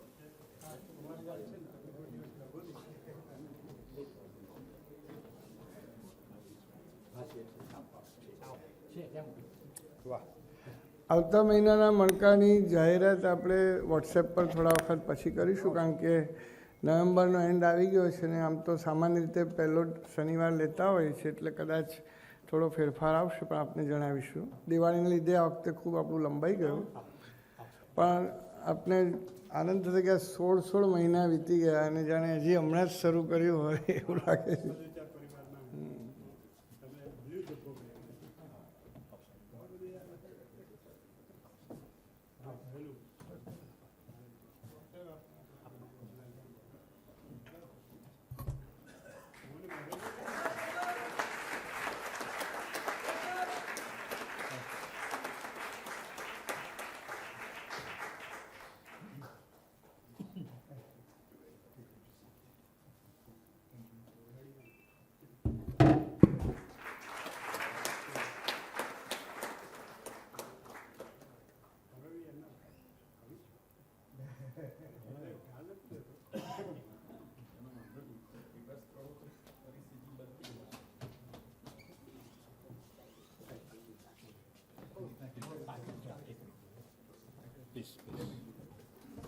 આદરણીય કુમારપાળભાઈ દેશી સાહેબને વિનંતી કે તેઓ લેખન બાબતમાં આદરણીય આર.એસ. પટેલ સાહેબે જેમના પુસ્તિકા બનાવી મૂકી છે, તો 5 મિનિટ પ્લીઝ સાહેબ. સમય ઘણો થયો છે એટલે વિશેષ વાત ન કરું, પણ એક સમયે માર્ક ટ્વેન બહુ મોટો હાસ્યકાર, એ ફાકા મસ્તીમાં જીવન જીવતો એને ભારે મુશ્કેલી. એક મિત્રને મળવા ગયો અને કહ્યું કે હમણાં તો ફાકા મસ્તીના દિવસો ચાલે છે. સર્જક હતું, એ જમાનામાં સર્જકોને ઓછું મળતું, હવે તો પરિસ્થિતિ બદલાઈ ગઈ છે ભાગ્યેશભાઈ. પણ એ માર્ક ટ્વેને પેલા ભાઈએ કહ્યું કે મારી એક આંખ સાચી છે અને બીજી આંખ ખોટી છે, પણ મેં બનાવટી આંખ બરાબર એવી બનાવી છે કે તમને સાચી જ લાગે. તો તમે જો કહી આપો કે મારી કઈ આંખ સાચી છે અને કઈ ખોટી છે તો હું તમને 100 પાઉન્ડનું ઇનામ આપું. માર્ક ટ્વેને એક જ મિનિટમાં કહ્યું કે હા, એમાં શું સવાલ છે કે આ જમણી આંખ તમારી સાચી છે અને ડાબી આંખ ખોટી છે. પેલે કહ્યું આજ સુધી કોઈને ખબર નથી પડી ને તમને કેમ ખબર પડી? ત્યારે એને કહ્યું કે હું જ્યારે મારી ફાકા મસ્તીની વાત કરતો હતો ને ત્યારે તમારી જમણી આંખમાં આંસુ હતા, જળજળિયા હતા, ડાબી આંખ એમને એમ હતી. આર.એસ. પટેલ સાહેબ એ આ પ્રકારની વ્યક્તિ છે કે જેની જમણી આંખમાં જળજળિયા છે, જેણે સમાજને માટે જે કામ કર્યું છે. એમને ઘણા કામની વિગત આશીર્વાદ છે, ઉત્તરાવસ્થાનો ગુલદસ્તો છે, કદાચ એ ગુલદસ્તો એમને સમાજને જ આપ્યો છે. પણ એમનું એક બહુ મોટું કામ, વર્ષોની સાધના પછી 7000 પાનાથી વધુ પૃષ્ઠોમાં લખાયેલું મણિબેન પટેલનું જીવન એમણે આપ્યું છે. અને હું માનું છું કે આ કાર્ય એમણે જે કર્યું છે એ કાર્ય એટલું અદ્ભુત છે કે લોકોને ઘણી સરદાર વલ્લભભાઈ પટેલ વિશેની નવી વાતો જાણવા મળશે. સમયના અભાવે વધારે નહીં કહું, પણ એક વાત કહું કે સરદારે કેટલી વેદના સાથે કામ કર્યું હતું એ તમારે જાણવું હોય તો આ મણિબેનની આત્મકથા જે એમને સમર્પિત, સરદારને સમર્પિત જે એમની પુત્રી એની વાત કરી છે, એ બધું જ કરતા. અને એમને કારણે સરદારના જીવનમાં શું આવ્યું, હું વિચાર કરતો હતો કે એકવાર આપણા જે રજવાડાઓ બધા ભેગા થયા, એમણે વિચાર કર્યો કે આપણે કંઈક એવું કરવું છે કે સરકાર આપણને ફર્સ્ટ ક્લાસ ગેઝેટેડ ઓફિસર બનાવે તો બહુ સારું. એ ગયા સરદાર વલ્લભભાઈ પટેલ પાસે, નાયબ વડાપ્રધાન અને ગૃહપ્રધાન પણ ખરા. એમણે સરદારને કહ્યું કે તમે અમને બધાને ફર્સ્ટ ક્લાસ ગેઝેટેડ ઓફિસર બનાવી દો. આખી જિંદગી કારભારી પણ જ કર્યું છે, બીજું કંઈ આવડતું નથી, પણ પેન્શન સારું મળશે. એ સરદારે 1 મિનિટમાં જવાબ આપ્યો કે આવું કંઈ મારાથી થઈ નહીં શકે, માફ કરજો, મારે આખા દેશનો વિચાર કરવો પડે. પછી પેલા લોકોને, કારભારીઓને થયું જે જિંદગીમાં ક્યારેય વહેલા નહીં ઉઠેલા, એમને ફરી સરદાર પાસે સમય માંગ્યો કોકની ઓળખાણથી. એટલે સરદાર વલ્લભભાઈએ કહ્યું કે સવારે હું 5 વાગે બહાદુરશાહ ઝફર માર્ગ ઉપર ફરવા નીકળું છું, આવી જજો, જવાબ આપી દેજો, મળી લઈ જાય. પેલા બધા જે જિંદગીમાં 8 વાગ્યા પહેલાં ઉઠેલા નહીં એ સવારમાં 4:30 પહોંચી ગયા. અને સરદારને કહ્યું કે સરદાર સાહેબ અમને આવું છે ને તમે કંઈક અમને જો ફર્સ્ટ ક્લાસ ગેઝેટેડનો દરજ્જો આપો તો કામ થઈ જાય. સરદારે કશું ના કહ્યું, એક જ વાક્ય કહ્યું. વીપી મેનન એમના સેક્રેટરી એમને સમજાવ્યું નહીં કે સરદારે શું કહ્યું. એટલે વીપી મેનને ઘેર જઈ અને મણિબેનને પૂછ્યું કે સરદારે આ બધા સૌરાષ્ટ્રના કારભારીઓ આવેલા ને એમને આમ કહ્યું ત્યારે આ કંઈક પાંજરાપોળ એવું કહ્યું હતું. સરદારે એમને કહ્યું કે આ સરકાર છે, પાંજરાપોળ નથી, તમારા જેવા બધાને અહીંયા રાખવું. આવા સરદાર અને આવા મણિબેન, એના વિશે એમને જે સંશોધન કર્યું છે, હું માનું છું કે આ સરદાર પટેલની 1/2 શતાબ્દી ચાલે છે ત્યારે એક બહુ મોટું પ્રદાન જો થયું હોય તો એનું છે. અને મેં તો એક વખત કહેલું કે એના પ્રત્યેક વાક્યો છે, સરદાર વિશે ઘણું લખાયું છે, પણ એમાં જે સરદારે પોતે જે અનુભવેલું છે એ એમની પાસેથી મળ્યું છે. એમનો એ પુરુષાર્થ, 7000 પાના, કેટલાય વર્ષો સુધી, 20 વર્ષથી વધારે મહેનત, એમાંથી બધી તારવણી અને એક મણિબેનનું જીવન જે આપણી પાસે નહોતું એ એમને આપણને આપ્યું છે. કદાચ એ એમના જીવનની ઉત્તરાવસ્થાના ગુલદસ્તો જો ખરેખર એમને આપ્યો હોય તો એ આ ગ્રંથ છે. આભાર.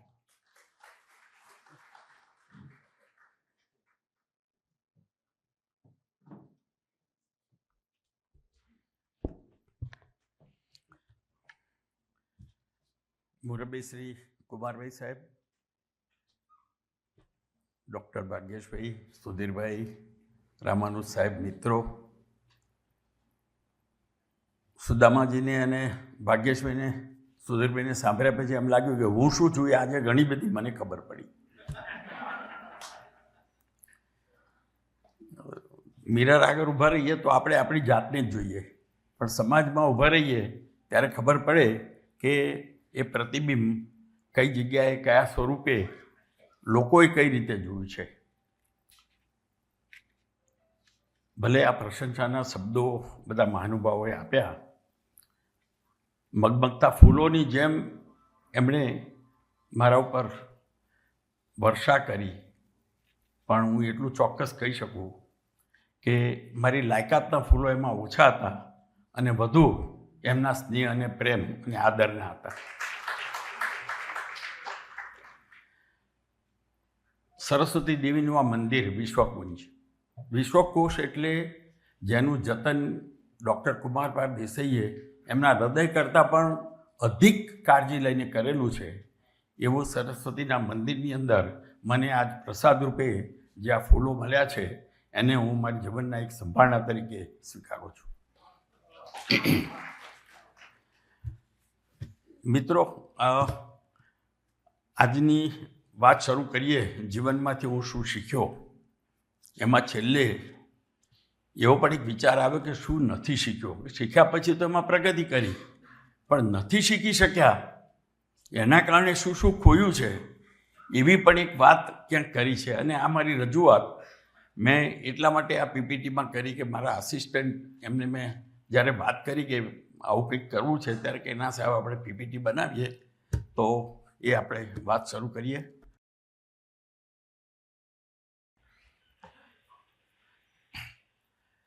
માધવ રામાનુજ સાહેબને ખાસ તો હું યાદ કરું છું આજે. કહે છે ને કે જીવનમાંથી હું શું શીખ્યો, તો સૌથી પહેલું શીખવાનું હોય તો ચેરિટી બિગિન્સ એટ હોમ. અને મને એમ લાગ્યું કે આ પ્રબુદ્ધ સભા એ મારું ઘર છે, અને મારા ઘરમાં સાહેબે ગઈ વખતે સ્મિતા શાસ્ત્રીબેનના કન્ક્લુડિંગ રિમાર્ક્સમાં એવું કહ્યું હતું કે આનાથી નીચલું સ્તર કોઈ પણ સ્પીકરનું પ્રબુદ્ધ સભાને સ્વીકાર્ય નથી. એટલે એ હું શીખ્યો કે હવે મારે આગળ શું કરવાનું, કે એમના પછી તરત હું આવ્યો. આ તો બધા ભાગ્યેશભાઈની માફક દોડનાર છે, આપણે ચાલનાર છીએ.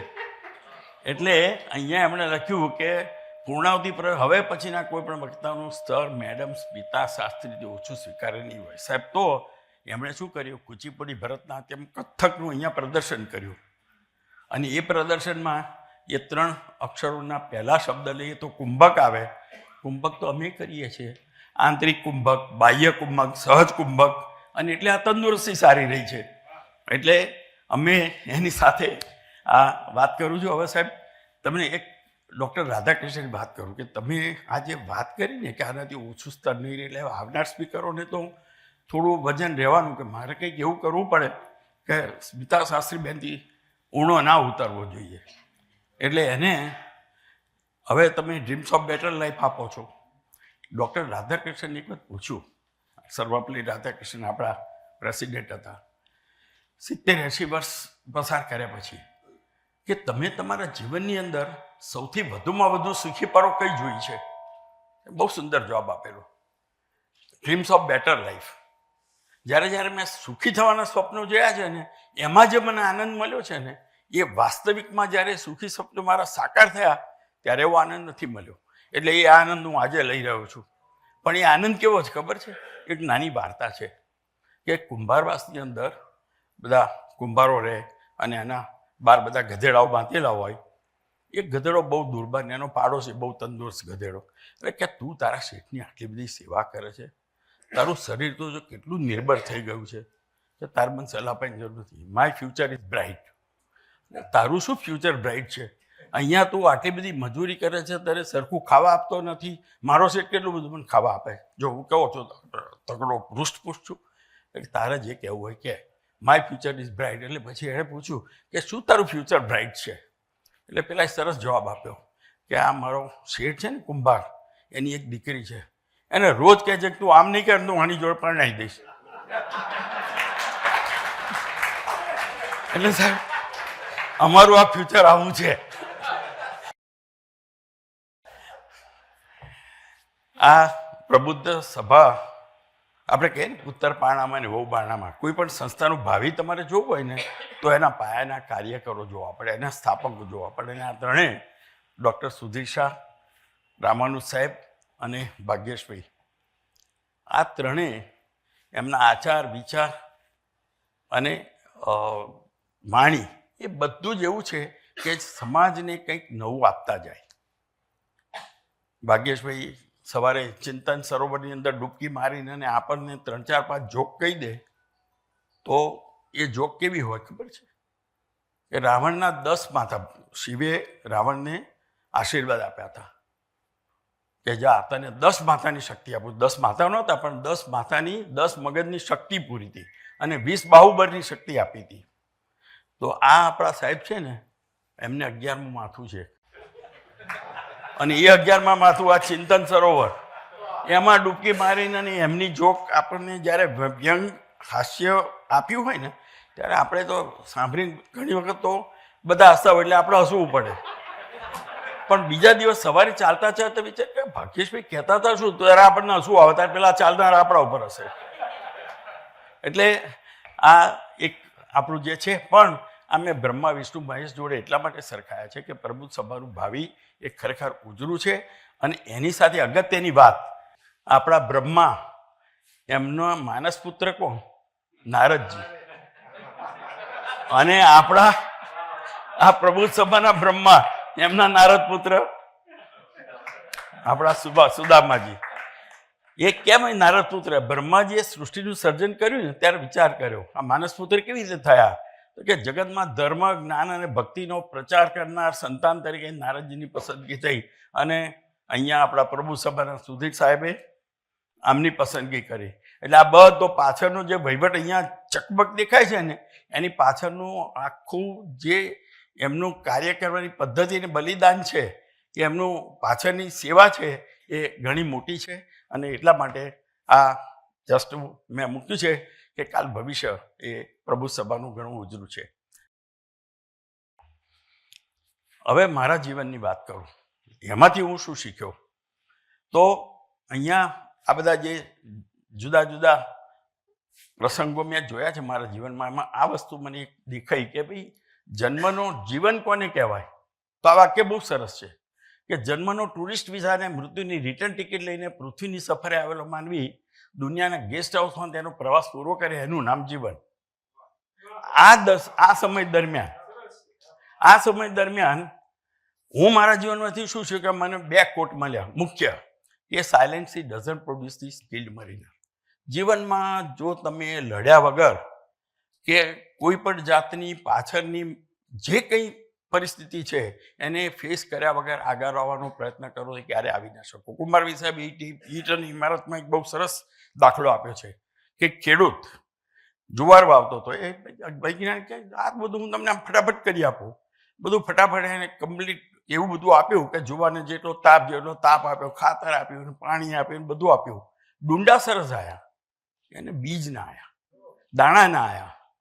તો પછી કહ્યું ભગવાને કે ભાઈ આ કેમ નથી આવ્યા? કેમ કે એણે એની જીવનની અંદર એણે મહેનત જ નથી કરી. એણે પ્રાપ્ત કરવા માટે પુરુષાર્થ કરવો પડે, અને એ પુરુષાર્થ ના કરીએ તો શું થાય? એવી વાતની સાથે કવિ રઈસ વણિયાના શબ્દો પણ મને બહુ ગમ્યા કે મારા ઘરનો દીવો દોસ્ત તારા ઘરમાં અજવાળું કેવી રીતે પાથરી શકે? એ તો સૌને પોતીકું અજવાળું જોઈએ, પોતે મહેનત કરવી પડે, અને પોતે મહેનત ના કરે તો એ જીવનમાં ક્યારે પણ આગળ ના આવી શકે. પણ આ વાક્ય રઈસ વણિયાર સાહેબે લખ્યું છે ને, એની જોડે મને એક બીજું વાક્ય દેખાયું મારા પોતાનું, કે દરેક વખત આ જે પુરુષાર્થ કરવો છે એના માટે સાચું છે, પણ એક એવો ક્લાસ છે સમાજમાં કે જે દાન મેળવે છે. સેવક તરીકે આખી જીવન કે જીવનનો મોટો ભાગ એણે પરમાર્થમાં માનવ સેવામાં ખર્ચ્યો હોય, અને એવી વ્યક્તિઓ પોતે જ્યારે સમાજ સેવા કરે છે ત્યારે એમના પોતાના દીવાથી ઘણા ઘરના અજવાળે પાથરી શકે છે. એટલે એક આ એ બીજો ભાગ છે. હવે મારા જીવનની શરૂઆત હું કરું છું કે અત્યાર સુધી આપણે આ બધા સારા સારા વક્તાઓને સાંભળ્યા કે રતિલાલ બોરીસાગર, અજય ઉમઠ, એમના જીવનની અંદર એમને બહુ મહત્વની વાત કરી કે હું જીવનમાં આગળ આવ્યો મારા મા બાપના કારણે.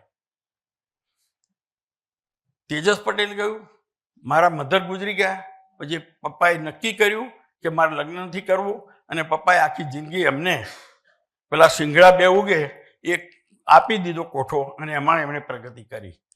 સ્મિતા શાસ્ત્રીના પપ્પાએ પણ પાટણના, અને એમણે કહ્યું તો મારા જીવનમાં આનાથી વિપરીત થયું. મારા પિતાશ્રીએ, હું 7મા ધોરણમાં હતો, મારા મધર જીવતા હતા અને બીજું લગ્ન કર્યું એનો વાંધો નહીં, પણ પછી મધર આવે નવા, અને દરમિયાનમાં એકાદ વર્ષમાં તો મારા માતુશ્રી ગુજરી ગયા, અને પછી કે જીવનમાં જે મથામણ કરવી પડી છે એમાં અપર માતાએ જે ભાગ ભજવ્યો એ ભાગના કારણે ચેલેન્જીસ સ્વીકારી અને એ મથામણની બહાર કેમ આવવું એના માટે બ્લેસિંગ ઇન ડિસ્ગાઇઝ હું એને આપું છું. એ ના હોત તો હું આજે ના થયો હોત. કારણ કે એમણે એમની રીતે જોયું કે ભાઈ મારે આવું કરવું છે. પછી એ પરિસ્થિતિની અંદર મને એમ લાગે છે કે આ એક વાક્ય મને ગમ્યું કે જીવનની અંદર જો આપણે આગળ વધવું હોય તો આ એક વસ્તુ સ્વીકારવી પડે કે વર્ષો જશે ને સદીઓ જશે, હવે કોઈ પૈગંબર નહીં આવે, ચાલો દોસ્તો સાથે મળીને પી લઈએ, શંકર હવે ઝેર પીવા ફરી નહીં આવે. તો આપણે જાતે જ હવે આ જિંદગીમાં આગળ વધવાનું છે. તો હવે એ બીજો ભાગ.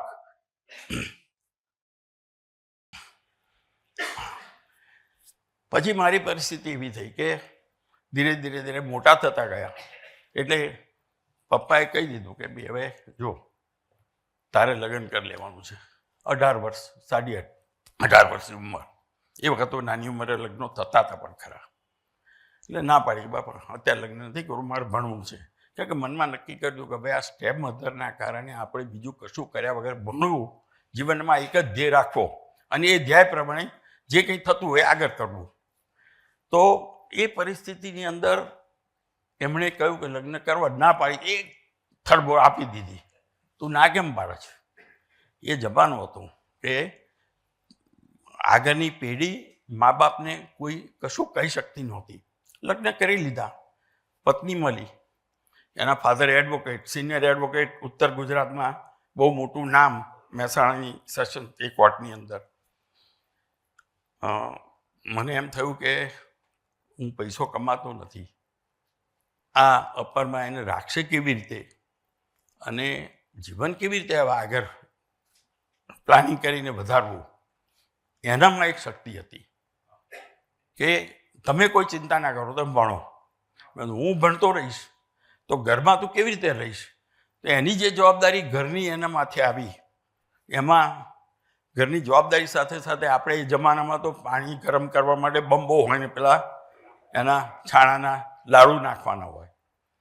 એ છાણાના લાડુ નાખવાથી ગરમ પાણી ના થાય, છાણાના લાડુ એણે બનાવવાના. 7મો મહિનો જતો હતો એના કન્સેપ્શનનો, અને 3જા માળે અમારા ઘરના ધાબા ઉપર લાડુ બનાવી નીચે ઉપર લઈ જઈને સુકવવા મૂકવાના.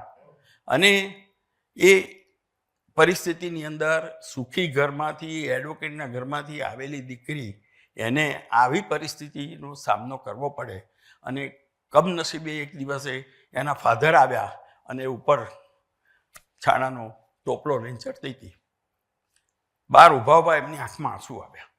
બાપની, દીકરીઓના બાપને તમે જુઓ કે દીકરીઓ આજની સાસરે ગયા પછી એમની કોઈ દુઃખની વાતો એ પિયરમાં આવીને કરતી નથી.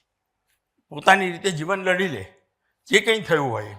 આ તો એક દાખલો થયો. અને મેં મારા ફાધર ઇન લો, અમે મોટાભાઈ કહીએ, એમને મોટાભાઈ કહેતા હતા, બધું બાપુજી હવે મારે આ સહન નથી થતું, હું અભ્યાસ છોડી દઉં, ગમે ત્યાં નોકરી કરી લઈશ. બાપુજીનો બહુ મોટો ધંધો. He was rich in our samaj. પહેલાં richest, I was born in gold silver spoon in my mouth. પણ અલ્ટિમેટલી પરિસ્થિતિ એવી હતી કે આમાં જીવનની અંદર કોઈ તડજોડ કરવી હોય તો તમારે પ્રકાશ હોય તો પીગળવું પડે.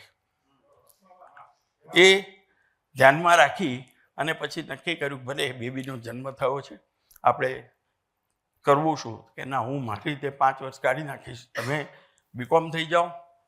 ઇન્ટર CAમાં મારું લગ્ન થયું મે મહિનામાં, અને પછી 2 વર્ષમાં બેબીનો જન્મ થયો. પણ એ પરિસ્થિતિમાં એની હિંમત આપી, મારી જોડે પૈસા નહીં, પિક્ચર જોવા તો એના પૈસા આપણે લઈને જવું પડે. તો એ પરિસ્થિતિની અંદર નક્કી કર્યું કે ગમે એમ કહીને આગળ જવું ને જે કહીએ છે ને કે સફળ પુરુષની પાછળ કોઈ એક સ્ત્રીનો હાથ હોય છે અને નિષ્ફળ પુરુષની પાછળ અનેક સ્ત્રીઓના હાથ હોય છે.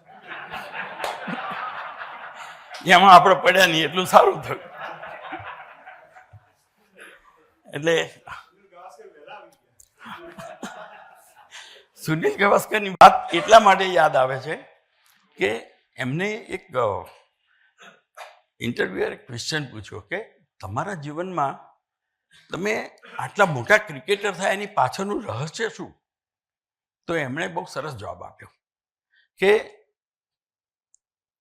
એક સારો બોલ આવે ક્રિકેટર માટે અને એમાંથી એ બચી જાય તો એને એક આઘાત લાગે છે કે આટલો સારો બોલ હતો હું બચી ગયો, ખરેખર તો હું આઉટ થઈ જવો જોઈએ.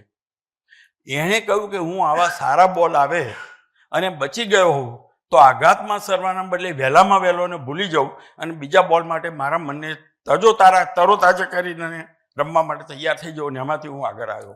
જીવનમાં આ જ શીખવાનું છે.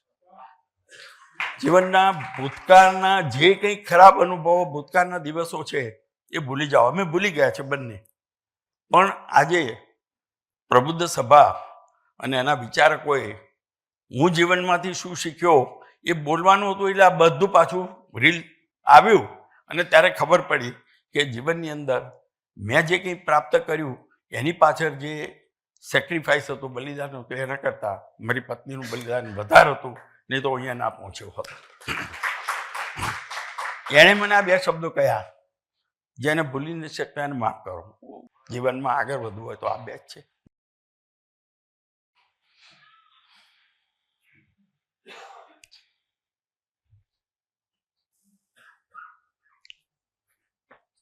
આ તો કઈ કઈને રામ, સૌથી માનીતી દશરથની 14 વર્ષનો વનવાસ આપ્યો. મારી માં તો આના કરતાં ઘણી સારી કે ગર્ભણ તકલીફ આપીને રાખે છે, ખાવાનું તો આપતી હતી. કોઈને એ ખબર છે કે કોઈ કહી શકશે કે કૈકેયીએ 14 વર્ષનો જ કેમ વનવાસ આપ્યો? 13 વર્ષ નહીં, 12 નહીં, 17 નહીં, 16 નહીં? કોઈને ખ્યાલ છે રામાયણમાં? આ બહુ અગત્યનો સવાલ છે.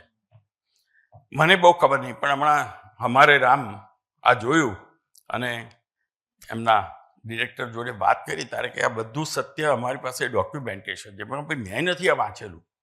એણે કહ્યું કે રાજઘરાનામાં એ વખતે એક એવો નિયમ હતો કે 14 વર્ષથી વધારે જો કોઈ પણ મેલ મેમ્બર બહાર રહે રાજ્યની તો એનો હક એની મિલકતમાંથી જતો રહે. એટલે કઈ આ બરાબર વાંચેલું અને એટલા માટે 14 વર્ષનો આપ્યો વનવાસ. પણ અગત્યનો સવાલ એ છે કે કૈકેયીને રામ કેમ પ્રેમ કરતા હતા? 14 વર્ષનો વનવાસ આપ્યો તેમ છતાંય હંમેશા કૈકેયીના માટે માન, એમના વખાણ કરે, બધું જ કરે. રામે એક જ વાક્ય કહ્યું કે હું કૈકેયીને એટલા માટે પ્રેમ કરતો હતો કે મારા બાપાને ગમતી. જો મારા બાપાને ગમતી હોય, મારા પિતાને ગમતી હોય તો હું એને કેવી રીતે અડધૂત કરી શકું? અને એ કરું તો ઘરમાં રહું કેવી રીતે? તો આ જે પરિસ્થિતિ છે એ પરિસ્થિતિમાં હું શું શીખ્યો કે પ્રેમના નાના ઝરણા, માઉન્ટેન ઉપરથી નાનું એક ઝરણું આવ્યું, નીચે આવ્યું, નીચે આવ્યું, નીચે આવ્યું, એક દિવસ વાલનો દરિયો બની જાય છે. એટલે આપણે ગમે તે પરિસ્થિતિ હોય, અપરમાં હોય, મિત્રો હોય, સગા હોય, ભાલા હોય, બધાની જોડે તમે પ્રેમના નાના ઝરણા ઊભા કર્યા હોય તો એ હંમેશા તમને વાલ કરવાના છે અને વાલનો દરિયો એ તમારી સાથે રહેવાનો છે. નેક્સ્ટ.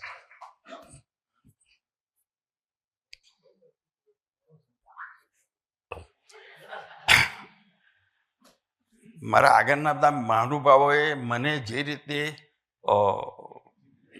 પ્લેટફોર્મ આપ્યું સમજવાનું મારી જાતને, મને એમ લાગે છે કે આમાંથી મારે 2 ડગલા આગળ વધવાનું છે.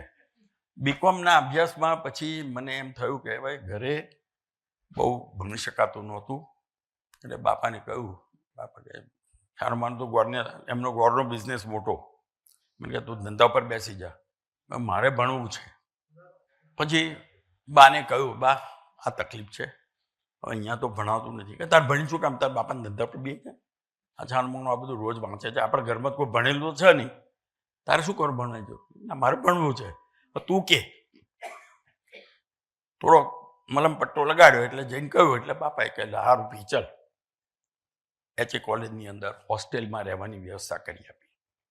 એ વ્યવસ્થાની અંદર એવું થયું કે NCCની અંદર મને રસ, હું કેપ્ટન થયો અને કેપ્ટન થયા પછી આ જે 3 મહિનાની ટ્રેનિંગ મળી ડાકોરની બાજુમાં ઉમરેઠ ગામ, ત્યાં આ કેમ્પ હતો અને 3 મહિના માટે અમારે રહેવાનું.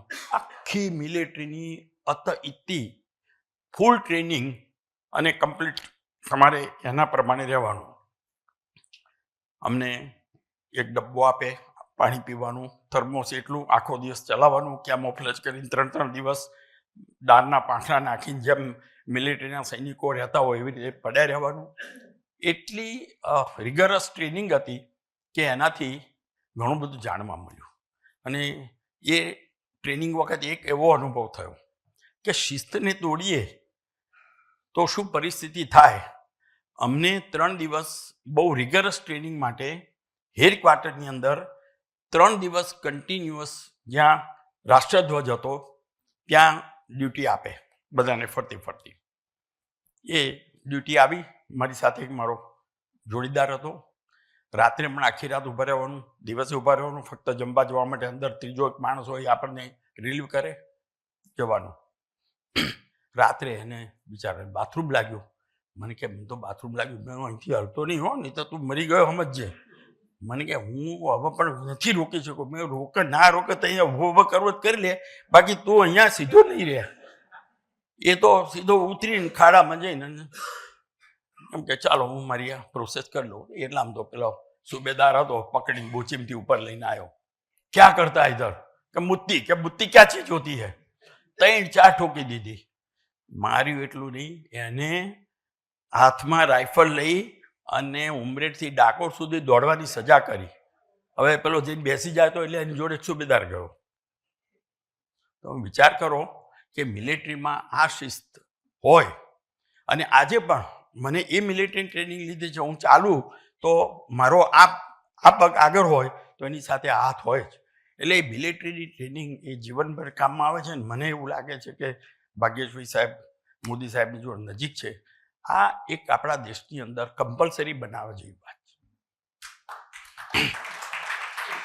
કોલેજના છોકરાઓ, સ્કૂલના છોકરાઓ, એમને આજે નહીં ને કાલે, આજે આ વર્લ્ડની અંદર કેટલા બધા યુક્રેનના, કાચાપટ્ટીના, આપણા ત્યાં કાલે કોક દાડો ક્યાંક આવું સડક થાય તો આપણી પ્રજાને પણ એક શિસ્તમાં જીવવા માટે આ ટ્રેનિંગ આપવી એ એટલી જ જરૂરી છે, એટલી જ અનિવાર્ય છે.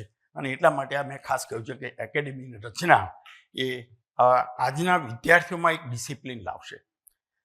આજની 3rd જનરેશન દુઃખજનક આપણે જોઈએ છે કે ખાવા પીવાનું ભાન નહીં, સમયનું હોશિયાર, એમની વિષયમાં બરાબર વાંચે, પાસ થઈ જાય, પણ સાથે સાથે આ બધા દિવસો ફરીથી નથી આવતા. તમારી હેલ્થની કેર તમે લેવા માટે તમને ભગવાને 5 વર્ષ જુદા આપ્યા છે તો ઓટોમેટિક જતા રહેવાના છે.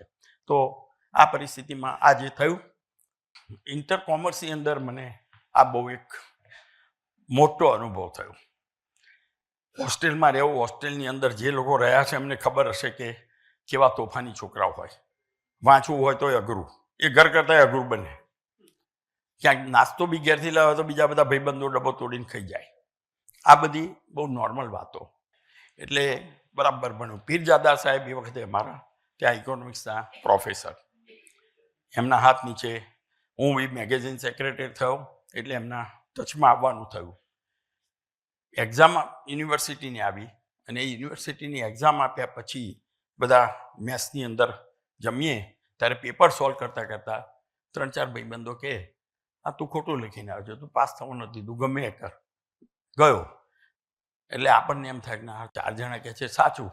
મનથી નક્કી કર્યું ભલે કે મેં મારી રીતે લખ્યું છે, મને બરાબર છે. બીજું પેપર પણ એટલા જ શાંતિથી શિસ્ત સાથે આપ્યું. પેપરો આપી દીધા, રિઝલ્ટ આવ્યું ત્યારે યુનિવર્સિટી ફર્સ્ટ આવ્યો. આ પરિસ્થિતિ એવી છે કે મિત્રો પેલા નથી કહેતા કે man is known by the company he keeps. હોસ્ટેલમાં આવી પરિસ્થિતિ થાય. અને પછી આ પીરજાદા સાહેબે મને એ દિવસે બોલાવીને કહ્યું, મને કે જો તું અહીંયા યુનિવર્સિટી ફર્સ્ટ આવે છે, HL કોલેજમાં જા. જે HLમાં વિદ્યાર્થીઓ કોઈ ભણેલા હશે તેમને ખ્યાલ હશે કે SV દેસાઈ એટલે શિસ્તના જબરજસ્ત આગ્રહી. 1500 છોકરાઓના નામ એમને મોડે હોય. અને HA કોલેજ ને HL કોલેજને આમ HLનું વિદ્યાર્થી ત્યાં આવે મનુભાઈ તો પેલાને બહાર. તો મને પીરજાદા સાહેબે કહ્યું, બરાબર ને વાત સાચી ને? પીરજાદા સાહેબ કે હું ગયો SV દેસાઈ જોડે. મેં સાહેબ મને કે શાને માન્યું? સાહેબ એડમિશન માટે. ઇન્ટર પાસ થઈ ગયો. બેલ મારીને પટાવવાનું કે અને ઝાંપે મૂક્યા. સીધી જ વાત. મેં સાહેબ પણ હું યુનિવર્સિટી ફર્સ્ટ છું, આપણી કોલેજમાંથી નથી આવ્યો, હું અહીંયા આવી છું. એમ લાવ 1 મિનિટમાં એડમિશન. 5 બુક વધારાની આપી કે હોશિયાર વિદ્યાર્થીને 5 બુક લાઇબ્રેરીમાંથી ઘેર લઈ જવા આપીએ છીએ. એ પીરજાદા સાહેબે મને જો ના સલાહ આપી હોત તો કદાચ હું CA ના થયો હોત. અને આજે પણ હું એમને યાદ કરું છું. હું એમનો એ માર્ગદર્શક થયો, દિશા બતાવી, દશા સુધારી, અંધકારમાં દીપ પ્રગટાવ્યો, જીવનના રસ્તે જે પ્રકાશ બન્યો, એના ઉપકારને હું કદી ન ભૂલ્યો. પછી મને એમ થયું જીવનમાં સેટલ થયા પછી કે આપણે પણ કોઈકના માર્ગદર્શનથી અહીંયા આવ્યા છીએ તો આપણે બીજાને ક્યાંક મદદ કરી શકીએ કેમ? એનો જીવન દાખલો અમારા મનુભાઈ ઝવેરી. પ્લીઝ ઊભા થાવ. ચાર્ટર્ડ એકાઉન્ટન્ટ છે. બસ બેસો. એમના કેસમાં એવું થયું, સોરાબેસ એન્જિનિયર એ ચાર્ટર્ડ એકાઉન્ટન્ટ્સની મોટામાં મોટી ફર્મ. એ વખતે સારાભાઈ ને કસ્તુરભાઈ ગ્રુપના બધા ઓડિટ એમની પાસે. મને પણ એ ફર્મમાં એડમિશન મળેલું. અમે સાથે જ 66માં, હું 67માં પાસ થયો. પછી 80માં હું રિજિયોનલ કાઉન્સિલ મેમ્બર થયો. મનુભાઈ મળ્યા. અમે કહ્યું, મનુભાઈ શું થયું રિઝલ્ટ તમારું? મને કે આ વખતે હું ફેલ થયો. હું સાચું કહેજો શું થયું? હા ખબર, આટલા બધા સારા ટ્રાયલ થાય તો માર્ક્સ તમારા તો કે SADPમાં 0 આવ્યા. બરાબર ને મનુભાઈ? 0 માર્ક્સ તો ના આવે, આટલી બધી ટ્રાયલ તમે આપી, તારા 5, 10, 15 આવે એટલું તમે સાચું લખ્યું હોય ને, તમારા પેપરમાં કંઈક લોચો છે, એટલે લાવો તમારી માર્કશીટ આપો. અમારે એ વખતે PN શાહ સાહેબ પ્રેસિડેન્ટ હતા. હું રિજિયોનલ કાઉન્સિલ મિટિંગમાં બોમ્બે ગયો, એ આવ્યા હતા. મેં સાહેબ આ વિદ્યાર્થી છે મારી જોડે 15 વર્ષથી ફેલ થાય છે. હા, PN શાહ. મેં કહ્યું PN શાહ. એટલે મેં સાહેબ આ પેપર પ્રેસિડેન્ટ તરીકે તમને જોવાનો હક છે, જરા જુઓ તો ખરા. મને એવું લાગે છે કે 10 માર્ક તો આવવા જોઈએ, 15 આવવા જોઈએ. કોઈ કેન્ડિડેટ બિલકુલ ના લખે એવું બને? એમણે જોયું, મને દિલ્હીથી ફોન કર્યો. મને કે આ છોકરાને 60 માર્ક છે પણ કમ્પ્યુટરની ભૂલમાં 0 થઈ ગયા છે. આ મનુભાઈ, એ મને એમ થયું કે લાવો આપણે કંઈક કોઈકના માટે કરીએ. એવું મયુરભાઈ નથી આવ્યા. મયુરભાઈ આવ્યા છે. મયુર શાહ કરીને એક ચાર્ટર્ડ એકાઉન્ટન્ટ મારી ઓફિસમાંથી થયો. એણે છેલ્લું ગ્રુપ બાકી, પાસ ના થાય, તમે ઓળખો. મેં એને કહ્યું બધું હવે શું કરે છે? મને કે બસ તમારા હસ્તે મારા સ્ટોક માર્કેટનો બિઝનેસ શરૂ કર્યો છે તો તમે ઉદ્ઘાટન કરવા આવો. આ શું કરે છે તું? હા, એક ગ્રુપ બાકી છે, CA કરી નાખ ને. મને કે હવે નહીં થાય સાહેબ, 6 ટ્રાયલ આપી, હવે થાકી ગયો છું. અમારા મનુભાઈની તો એકદમ સ્ટ્રોંગ વિલ પાવર તો આગળ વધેલા અને નીકળી ગયા છેલ્લે. એનું ઉદ્ઘાટન કરવા હું ગયો. ઉદ્ઘાટન કર્યા પછી બેઠા હતા અને આઈસ્ક્રીમ આવ્યો એટલે મેં કીધું જો બધા હતા એટલે શુભેચ્છા આપી છે, પણ હું આજે કહું છું કે તારો ધંધો વહેલામાં વહેલો બંધ થઈ જાય. મને કે આવું બોલાય સાહેબ? તો મારું શું થશે? મેં તારું જે થવું હોય થાય. તું મને આ ખોટી જગ્યાએ લાવ્યો છે એટલે તારે કંઈ કરવાની જરૂર નથી. આ બંધ કરીને CAની એક્ઝામ આપ, તારું એક ગ્રુપ ક્લિયર કર. મને કહે સાહેબ 2-3 મહિના આ બધું ચિત્રી કાઢ્યું છે, કર્યું. 6 મહિનામાં એને બંધ કરી દીધો ધંધો. એક્ઝામ આપી, પાસ થઈ ગયો. એના 2 છોકરા આજે CA થઈ ગયા મનુભાઈ, બરાબર. અને હી ઇઝ રિયલી બીકમ. મેં એને કહ્યું તો મેં તું બને તો આવજે. આવા તો એક પોપ્યુલર હાઉસમાં 1982થી હું પ્રેસિડેન્ટ. અમારો એક મેનેજર છોકરો હતો, બહુ હોશિયાર. એનામાં પ્રેક્ટિકલી કોઈ પણ વસ્તુ હોય ને તો એને ઉકેલવાની આવડત હતી, બહુ ભણેલો નહીં. એટલે તું ધંધો શરૂ કર, આ છોડાઈ દી, અમારે તો બીજો મેનેજર મળશે. એણે ધંધો શરૂ કર્યો. સાહેબ અત્યારે હી હેઝ બીકમ મલ્ટી-મિલિયોનર અને કરોડના એ હવે મોટા ફ્લેટની સ્કીમો મૂકતો થઈ ગયો છે. એવો એક ઇલેક્ટ્રિશિયન હતો, અમારા બંગલાનું ઇલેક્ટ્રિકનું કામ કરેલું, એના ત્યાં આસિસ્ટન્ટ હતો, એને પણ એ રીતે લાઈનમાં ચડાયો. મારો એક મિત્ર એડવોકેટ, બહુ મોટું નામ છે, હું નામ નહીં આપું, બહુ સિનિયર એડવોકેટ છે અત્યારે. અમે બધા અઠવાડિયે 10 દિવસે પાનારમમાં ભેગા થઈએ. મારાથી આમ તો 10 વર્ષ 8 વર્ષ મોટો. મેં કીધું તો અહીંયા નોકરી કરે તારા કાકાને ત્યાં? મને કે શું પગાર? 33,000. મેં સડસઠમાં CA પાસ કર્યું, અત્યારે 76માં હું ક્યાં પહોંચ્યો અને તું હજી 33,000માં છે. કે શું કરું? મને પ્રેક્ટિસમાં આવી જાવ, તારા કાકાને ત્યાં તો બધું સંભાળ જ છે, તારે એ જ વસ્તુ તારે અહીંયા કરવાની છે. પણ કે ઓફિસના પૈસા નથી, 1 લાખ રૂપિયાની બચત છે. મેં ચાલ મારા ક્લાયન્ટના ત્યાં અમૃતલાલના ત્યાં લઈ ગયો, મને એક ઓફિસ આપો. 1.5 લાખ રૂપિયાની ઓફિસ બતાડી. મેં કીધું એટલે એમના મિસિસ કાનમાં એમ કે આપણી જોડે લાખ છે. શાંતિ રાખો ને, હું વાત કરું છું. બે બાને કંઈ રિઝનેબલ કરી આપો કે પટેલ સાહેબ કે ભાવ. એમની જો લાખ રૂપિયા છે, લાખમાં અપાડો. ઓફિસ કરી. He has become senior advocate of Gujarat high court. 3 વખત એડવોકેટ જનરલ તરીકેની ઓફર આવી, એણે ના પાડી. મિત્રો, આ કોઈ આત્મશ્લાઘા માટે નહીં, પણ જીવનમાં જો આપણા હૃદયની અંદર કોઈક એવો ભાવ હોય કે કોઈકને આપણે મદદરૂપ થઈ શકીએ અને એને આંગળી ચીંધ્યાનું પુણ્ય જો મળવાનું હોય આપણને, તો આવા તો બીજા 2-3 કિસ્સા છે. પણ જે થાય છે મૂળ મારા પાયામાં એ પીરજાદા સાહેબ છે, કે જે મુસ્લિમ હોવા છતાં એમણે અહીંયા જે આખી જેલ LJ યુનિવર્સિટી ઊભી કરી અને લગભગ મારી ગણતરીએ આજે 150-200 કરોડની મિલકત વિદ્યાર્થીઓને ટ્રસ્ટી બનાવીને એને આપીને ગયા છે. હવે પરિસ્થિતિ મારી CAની વાત કરું. એ વખતે 4 વર્ષની આર્ટિકલશીપ હતી, બરાબર. પણ ઇન્ટર CA પહેલા ટ્રાયલે પાસ થાય તો 3 વર્ષ અને ફાઇનલ CAની એક્ઝામ એને 6 મહિના વહેલી આપવા મળે, બરાબર ને મનુભાઈ? આ અમારા નિયમો. મેં ઇન્ટર CAની એક્ઝામ જે હતી એ પહેલા ટ્રાયલે પાસ કરી, એટલે 3 વર્ષ થઈ ગયા અને એ એક્ઝામ મને ફાઇનલની 6 મહિના વહેલી આપવા મળી, એ પણ ક્લિયર થઈ ગઈ. આર્ટિકલશીપમાં 3-4-5 મહિના પડ્યા રહ્યા. પછી સુરબેસ એન્જિનિયરમાંથી મેં નક્કી કર્યું કે પ્રેક્ટિસ કરવી છે, એટલે બીજી ફર્મમાં હું ગયો. અગત્યનું એ છે કે એ જે ક્લિયર થયું પછી પ્રેક્ટિસ શરૂ કરવી હતી, એટલે બાપુજીને બાને કહ્યું કે હવે હું CA થઈ ગયો છું, મારે તમારી મિલકતમાં કંઈ લેવું નથી. ધો આઈ was Born with silver spoon in mouth. અને અમારે ત્યાં ઘણા મોટા લોકો, આજે જોઈતારામભાઈ ચોકસી કે ધના જે મહેસાણાના MLA હતા, એ ભણવા માટે પૈસા બાપુજી પાસેથી લઈ જાય. એ પરિસ્થિતિમાં મેં એમને કહ્યું કે મારે પૈસા જોઈતા નથી અને હું મારા પોતાની રીતે હવે પ્રેક્ટિસ શરૂ કરું છું. 125 રૂપિયાના ભાડાના મકાનમાં ગયો અને પછી અમે અમારું કામ આગળ ચલાવ્યું. 12 મહિનામાં પ્રેક્ટિસ એવી સેટ કે 1% રિઝલ્ટ, અને ઉત્તર ગુજરાતમાં એક પંડ્યા કરીને અને ચાર્ટર્ડ એકાઉન્ટન્ટ, બાકી કોઈ નહીં. પટેલમાં હું પહેલો, અને પટેલમાં એક નોર્મલી એક ભાવ કે ભાઈ આપણો પટેલ મળતો પહેલો, એને ટેકો કરવો. એટલે ઘણું બધું કામ આવ્યું. ગાડી એટલા માટે લઈ આવ્યો કે ગામડામાં ઓડિટ કરવા જવું સ્કૂલોના, તો 2 કે 3 દિવસમાં 5-6 સ્કૂલોના કામ પતાવીને આવી શકાય. ગાડી લાવે સરસપુરની અંદર. આપણા મણિકાકા, મારા ફાધરના પાર્ટનર, લક્ષ્મી સાહેબ સિંગતેલવાળા, મને બોલાયો.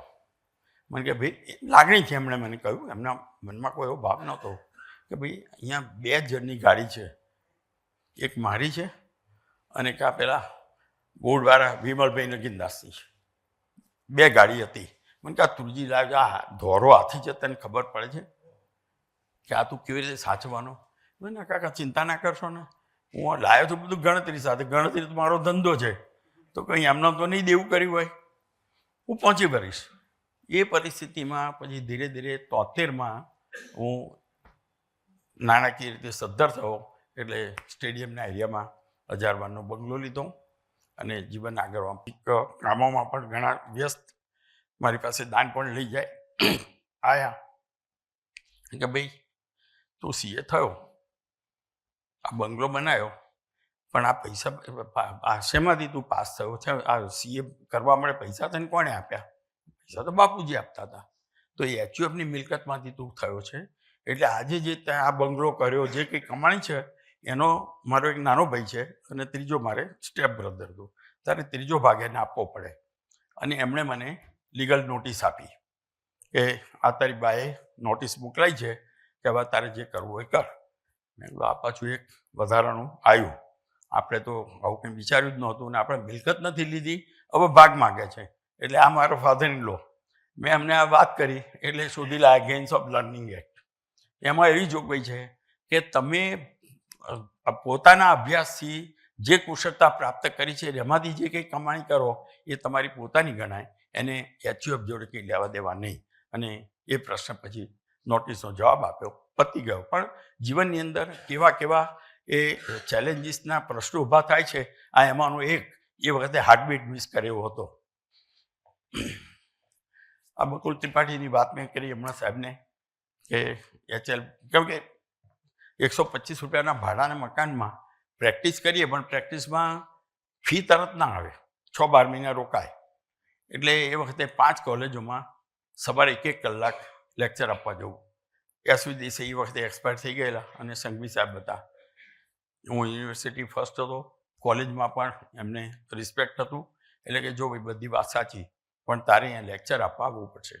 મેં હું પ્રેક્ટિસ કરું છું અને લેક્ચર લેવા આવું તો બહુ અઘરું બનશે. મેં કીધું એક કામ કરો, હું સવારે કલાક આવું 0 પીરિયડ શરૂ કરો તો, અને એમાં 5 ક્લાસ ભેગા કરો તો જ. એટલે 150નો ક્લાસ, 5 નંબરનો એનો રૂમ એ બહુ મોટો, એમાં 750 છોકરાઓ એ બેસી શકે. એટલે એચએલ કોલેજમાં એ રીતે 5 ક્લાસ ભેગા કરી અને બીજી 5 કોલેજોમાં પીરજાદા સાહેબે ધંધુકા કોલેજ શરૂ કરી. મને કે તારે રવિવારે આવવું પડશે. રવિવારે અમદાવાદના સારા પ્રોફેસરો માટે એ હું કોલેજ ચાલુ રાખું છું. અને એમના ત્યાં પણ 2-2:30 રાત્રે 10 વાગે સોમનાથ મેરમાં જઈએ, 2 વાગે ધંધુકા ઉતરીએ અને સવારે 7 વાગે લેક્ચર આપવા જવાનું. લાઈફમાં મહેનત ના કરી હોય તો ક્યારેય આગળ નથી આવતું, એ આના ઉપરથી શીખ્યા. પછી પરિસ્થિતિ ધીરે ધીરે એવી થઈ કે આ કવિતા બકુલભાઈની જોડેથી શીખ્યા, આ પુસ્તકો લખ્યા, બધું થયું. એટલે બકુલભાઈ એને મારો દીકરો લઈ ગયો. મારી બધી ક્યાંક ક્યાંક કોઈક પ્રસંગ આવે ને તો એ કવિતા લખી કાઢી. આમાં કે આપણા આ કવિઓની લાઈનમાં તો આવીએ નહીં. અને બકુલભાઈ ક્યાંક જો આમાં ગદ્ય પદ્ય નહીં જોવાનું, તમારી ઉર્મી છે ને અગત્યની છે. એટલે એ કર્યું. એ કરતાં કરતાં પરિસ્થિતિ એવી થઈ કે કાવ્ય શું હોય એનો વિચાર આવ્યો. જે હમણાં ભાગ્યશ્રીએ કહ્યું ને કે આ ઓડિટ કરનાર માણસના આખા જે જીવનને મૂલવવાના કે જોવાના એ પેરામીટર્સ બધા બદલાઈ જતા હોય છે. એટલે કવિતાનું સાહેબ મેં ઓડિટ કર્યું. બધા કવિઓ માધવ રામાનુ સાહેબની કવિતા લઈને હું પેલા બુક લઈને બેઠો ને તો શું થયું મને ખબર છે. સાવિત્રી વાંચવા બેઠો તો હું મહિનો પોંડિચેરી રહ્યો છું. મારા ફાધર ઇન લો એ રેગ્યુલર જતા હતા. અને ત્યાં અંબુભાઈ પુરાણી જ્યારે શ્રી અરવિંદનો દેહ 5મી ડિસેમ્બર 1950ના રોજ એમણે દેહ છોડ્યો, 9મી ડિસેમ્બર સુધી એમણે એમાંથી જે આખું ગોલ્ડન રેઝ આવતા હતા એમની સાથે પણ વાત કરી. ત્યારે એમણે કહ્યું કે ભાઈ આ એક અદ્ભુત વ્યક્તિ છે. તમે રામકૃષ્ણની વાતો ગમે પણ આ કોન્ટેમ્પરરી 1950માં જે માણસનું મૃત્યુ પછી 2 દિવસમાં કોઈ પણ વ્યક્તિનું ફિલ્ડ આવવા માંડે અને એ બોડી ટકે નહીં, એટલે એનો આપણે અગ્નિ સંસ્કાર કરવો પડે. 5 દિવસ સુધી આ દેહ રહ્યો અને એમના એક રોમમાંથી, બોડીના પાર્ટિકલ્સમાંથી ગોલ્ડન રેઝ આવતા હતા. અનેક વૈજ્ઞાનિકો જોવા આવ્યા, જોયું કે ના કોઈ સાયન્ટિફિક રેસ છે જ નહીં, આ ડિવાઇન રેસ છે. અને એ અંબુભાઈ પુરાણી જોડે પણ અમને એ વખતે તક મળી વાત કરવાની કે અમે જ્યારે એમનો દેહ ઉપાડ્યો ત્યારે જે 5 દિવસ ફ્લુઇડ નીચે હતું એ ફ્લુઇડમાંથી 5 પરફ્યુમનું ફ્રેગ્રન્સ હતી, એટલી સ્મેલ સરસ આવતી હતી. આવા બધા દૈવિક આત્માઓ હોય એવી એમણે આખો સપ્લિમેન્ટલ પાવર, જે સુપર હ્યુમન પાવર છે, ઇન્ડિયન સોઇલ ઉપર ટ્રાન્સફોર્મ કરવાનું એમનું જે જીવનનું ધ્યેય હતું એ એમણે એ વખતે સાકાર કર્યું. તો આ પોંડિચેરીમાં પણ અંબુભાઈ પુરાણી જોડે વાતચીત કરીએ. બધા સાહિત્યકારોને જોતા એમ લાગે કે આપણે તો કંઈ છીએ જ નહીં. એમની રહેણી કરણી, વિચારસરણી, કંઈક ક્રિએટિવિટી, શબ્દો ક્યાંથી આવે. સુરેશ દલાલના શબ્દો સરસ હતા કે કવિ કે લેખક જ્યારે કંઈ બોલવા બેસે ને ત્યારે એના મગજમાં ક્લેરિટી ઓફ થોટ્સ હોય ને એટલે શબ્દો છે ને પતંગિયાની માફક એમની જીભે આવીને બેસી જાય. એટલે આ કવિતાઓ બધા લખતા હતા મને એમ થયું કે આ કવિતા કવિઓ લખે છે તો આપણે જોઈએ તો ખરા કે કવિતાને શું કહેવાય. તો એનું ઓડિટ મેં કર્યું. કવિતાની કોઈ વ્યાખ્યા નથી, શબ્દોની કોઈ માયાજાળ નથી, ભાવનાઓની એ ગુલામ નથી, ઉર્મિઓની અભિવ્યક્તિ નથી. કવિતા સુખની સગી નથી, કવિતા દુઃખની દુશ્મન નથી, કવિને ક્યારે વિતાડનાર નથી, કમાણી કે કીર્તિનો માર્ગ જ નથી. તો કવિતા શું હોય એ હવે કહ્યું. કવિતાનું જન્મસ્થાન અનુભવ હોય, કવિતા કલ્પનાની અભિવ્યક્તિ હોય, કવિતા ઉર્મિઓનો ઉભરાટ હોય, કવિતા સંતોષનો ઓડકાર હોય, કવિતા સર્જનનો અહેસાસ હોય, કવિતા ઠોકરની આહટ હોય, કવિતા હૃદયની કવિતા લાગણીશીલ હોય, કર્મઠની કવિતા કામણગારી હોય, કવિતા કવિની કલાકૃતિ હોય, સરસ્વતીની ઉપાસના પણ હોય, જીવન રક્ષાની જડીબુટ્ટી હોય, કૃપાની અમૂલ્ય પ્રીતિ પણ હોય, કવિતા ખાટા મીઠા પ્રસંગોની હોય, કવિતા સારા નરસાની ઓળખ હોય, કવિતા પારકા પોતાનાની પરખ હોય, આરસની કવિતા કાવ્યોનું ઓડિટ હોય. નેશનલાઇઝ બેન્કો કોઓપરેટિવ બેંકને મર્જ ના કરી શકે એવો કાયદો. કોઓપરેટિવ બેંકને મર્જ કરી શકે, પણ એ રિઝર્વ બેંક ઓફ ઇન્ડિયા એક્ટમાં એ વખતે પરમિશન નહોતી. એટલે અમે જોયો અને સ્ટડી કર્યો અને ગુજરાત અર્બન કોઓપરેટિવ બેંક ફેડરેશનનો હું 4 વર્ષ ચેરમેન હતો. એટલે રિઝર્વ બેંકની કમિટીમાં 2 ઓફિસર એમના અને મને એમાં ઇન્ડક્ટ કરીને અને આખો સ્ટડી કરવા આપ્યો. અમે બહુ ડિટેલમાં ગયા અને પછી ગવર્મેન્ટે નોટિફિકેશન આપ્યું કે આ જો નહીં થાય તો ગુજરાતની 300 બેંકોમાંથી 150 થી 200 બેંકો ડૂબી જશે. કોઓપરેટિવ બેંકને લેવા તૈયાર છે, ભલે નેશનલાઇઝ ના લે, પણ એટલી તો પરમિશન આપો. અને એ પરમિશન પછી નોટિફિકેશનથી આપી અને એ કામ શરૂ થઈ ગયું. સેન્ટ્રલ બોર્ડ ઓફ અમારા સેન્ટ્રલ કાઉન્સિલ મેમ્બર તરીકે એ વખતે 4 વર્ષ ઇલેક્શન લડ્યો. CBDT એના મેમ્બર તરીકે હું ઓલ ઇન્ડિયા ટેક્સેશન કમિટીનો વાઇસ ચેરમેન, એટલે by post central board of direct ટેક્સીસની મિટિંગોમાં અમારે સજેશન્સ કરવા માટે ઇન્સ્ટિટ્યૂટ તરફથી હાજર રહેવું પડે. મધુ દંડવતના પીરિયડમાં એ પણ મને બહુ સારો એક્સપોઝર મળ્યું. સ્ટાન્ડર્ડ કોઓપરેટિવ બેંકના ચેરમેન તરીકે કામ કર્યું, પણ એમાં મને જે અનુભવો થયા કે માણસોને ઓળખવા, એટલે આ લોકશાહીની નવી વ્યાખ્યા હું ત્યાં શીખ્યો સાહેબ. કે આપણે કહે છે ને મેરા દેશ મહાન, લોકશાહીમાં છીએ. આમ આ દેશની લોકશાહીમાં આપણે બધા એના મજૂરિયા છીએ. દેશની જે કામ એની જે પ્રોજેક્ટ છે એ જે છે એ બધામાં આપણે જ્યાં બને ત્યાં પૂરક થઈએ છીએ. પણ હકીકતમાં 1000 વ્યક્તિઓથી કંટ્રોલ થતો આ દેશ, એવી આ ડેમોક્રેસી છે કે જેમાં MP MLA આવે, IAS આવે, ફોન કરે ગમે ત્યાં એનું કામ થઈ જાય.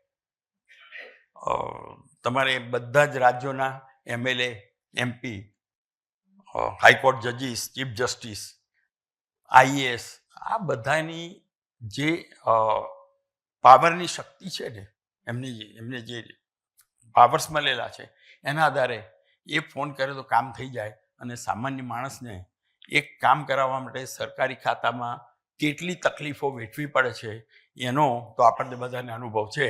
એટલે હું ઈચ્છું કે આપણા દેશની એ ડેમોક્રેસી હવે મોદી સાહેબ જે રીતે નાના માણસો સુધી આ સ્કીમથી બધું લઈ જાય છે, જનધન યોજના, ઘણો બધો સુધારો કર્યો છે. હું જૂની વાત કરું છું, પણ હવે લોકો સુધી એ પહોંચતું થયું છે. અને આજે છાપામાં વાંચ્યું કે આપણે ઓલરેડી 4 ટ્રિલિયન ની ઇકોનોમી ઓલરેડી થઈ ગયા. એટલે that is you C A big respect for the country. પણ મોદી સાહેબની એક વાત મને ગમી હતી જ્યારે આ ડેમોક્રેસીની વાત કરું ત્યારે, કે તમે જ્યારે પણ કોઈ મિલિટરીના ઓફિસરને લિફ્ટમાં કે રોડ ઉપર ક્યાંય મળો ને તો ખાલી એક સલામ આપજો. એને કેટલું ગૌરવ થશે કે મારા દેશનો નાગરિક એ મારું બહુમાન કરે છે, એના હું હૃદયમાં છું. મારે મોદી સાહેબને એક કેવું છે, સાહેબ એ તમારી વાતમાં તો અમે 100% સંમત છીએ, કરવું જ જોઈએ. પણ એની સામે મારું એક એવું સજેશન છે કે જે માણસે એ મિલિટરીના માણસો દેશની બાઉન્ડ્રી છે એની રક્ષા કરે છે.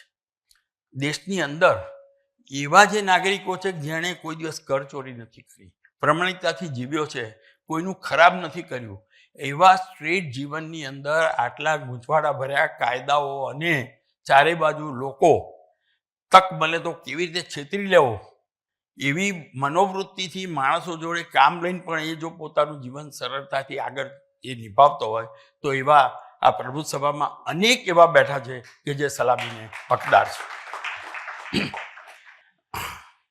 સદવિચાર પરિવારમાં 1972માં અમદાવાદમાં પૂર આવ્યું. સરસપુરમાં રહેતા હતા એટલે એમ થાય કે ભાઈ આપણે કંઈક કરીએ. અને મારું ઘર 7-8 રૂમનું મકાન હતું, બાપુજીનું મને રહેવા આપેલું. બાપુજી વિષ્ણુનગરમાં રહે અને ત્યાં પૂરી શાક ને બધું કરવાનું શરૂ કર્યું. મારી ગાડીમાં નાખીને અને ત્યાં નાખ્યા આવું. ગરીબી ખુશ થઈ ગયા. એમની જોડે 5-7 વર્ષ કામ કર્યું. પછી મને એમ થયું કે આપણે પણ એક ટ્રસ્ટ કરી એટલે આશીર્વાદ ફાઉન્ડેશન 1977માં કર્યું. પણ 15 વર્ષ હું સદવિચાર પરિવારમાં રહ્યો. સદવિચાર પરિવારના આ બધા ટ્રસ્ટોમાં હું રહ્યો. એમાં મારા મગજમાં એક જ કે કોઈ પણ સંસ્થાના આપણે હેડ હોય તો એને પારસમણી કેવી રીતે બનાવવી એ આપણો ધ્યેય હોવો જોઈએ. ટ્રસ્ટી એ સંસ્થાની મિલકતનો ઓનર છે, પણ ફિડ્યુશરી કેપેસિટીમાં. ફિડ્યુશરી કેપેસિટીમાં એટલે તમારે એવી રીતે મિલકતનો વહીવટ કરવાનો જાણે તમારી પોતાની છે, પણ એમાંથી લાભ નહીં લેવાનો. તો એને પારસમણી બનાવવા માટે શું શું કરવું? તો સૌથી પહેલું આ સરદાર પટેલ સંગ્રહાલયમાં 17 કરોડની ગ્રાન્ટ દિનશા સાહેબ લઈ આવેલા. 10 કરોડ દાનથી ભેગા કરીને 28 કરોડના ખર્ચે આખું ઇન્ફોર્મેશન ટેકનોલોજી બેઝ એ મેં સંગ્રહાલય સરદાર સાહેબના જીવનને કવન પર બનાવ્યું. પણ પછી પોલિટિશિયનોની જોડે આ સેન્ટ્રલ ગવર્મેન્ટના પૈસા આવે એટલે મનમાં આવે એ પ્રમાણે ખર્ચ કરે. પેલા C&AGના કાયદા પ્રમાણે એ ખર્ચ થવો જોઈએ એ કોઈએ જોયેલું નહીં. દિનશા સાહેબને મેં કહ્યું, સાહેબ આ નોટિસ આવી છે, આ તો આ ગ્રાન્ટ આપણે પાછી આપવી પડે, એ પ્રમાણે આપણા ખર્ચાઓ છે. એમાં ઊંડા ઉતર્યા, જેટલું થાય એટલી મહેનત કરી. દેસાઈ સાહેબ, ST સાહેબ અહીંયા છે, ST દેસાઈ સાહેબ એ અમારા CEO છે. એમને ખબર છે કે કેટલી તકલીફ પરિસ્થિતિ પણ એમાંથી અમે બહાર નીકળ્યા. એવું ધરતી વિકાસ મંડળમાં એક અરગોનભાઈ કરીને હતા, એમને ટ્રસ્ટી થવું હતું. હું હવે 10-15 મિનિટમાં પૂરું કરી દઉં છું, બરાબર? તો એમણે પણ એમનું 10 વર્ષનું ઓડિટ માંગ્યું, CID કમિશનરે આપ્યું. મેં વાત કરી, મેં ભાઈ આને હવે હાઈકોર્ટમાં લઈ જાઓ, નહીં તો આ તમે વધારે મુશ્કેલીમાં આવશો. અને હાઈકોર્ટમાં લઈ જઈને જીતી ગયા. સદવિચારમાં જે 10,000 નો પ્લોટ અહીંયા સેટેલાઇટ ઉપર છે, ત્યાં મેં હરિભાઈને કહ્યું કે આ 5 રૂપિયામાં સરકારે પ્લોટ આપ્યો છે અને આપણે કંઈ પ્રવૃત્તિ નથી કરતા, આ તો પાછો જતો રહેશે. પણ કે પૈસા નથી, હું ડેવલપ કરું. 7.5 લાખનું ડોનેશન લઈ આવ્યું, મકાન બનાવ્યું, બધું કર્યું. પછી રહેવા આવ્યા તો મેં કહ્યું હરિભાઈ તમે બીજું મકાન બની આપીએ, આપણે પ્રવૃત્તિ માટે રાખીએ. એટલે એ સંસ્થાની રીતે એક સારું મકાન મળી ગયું અને એમાંથી ઇન્કમ થવા માંડી.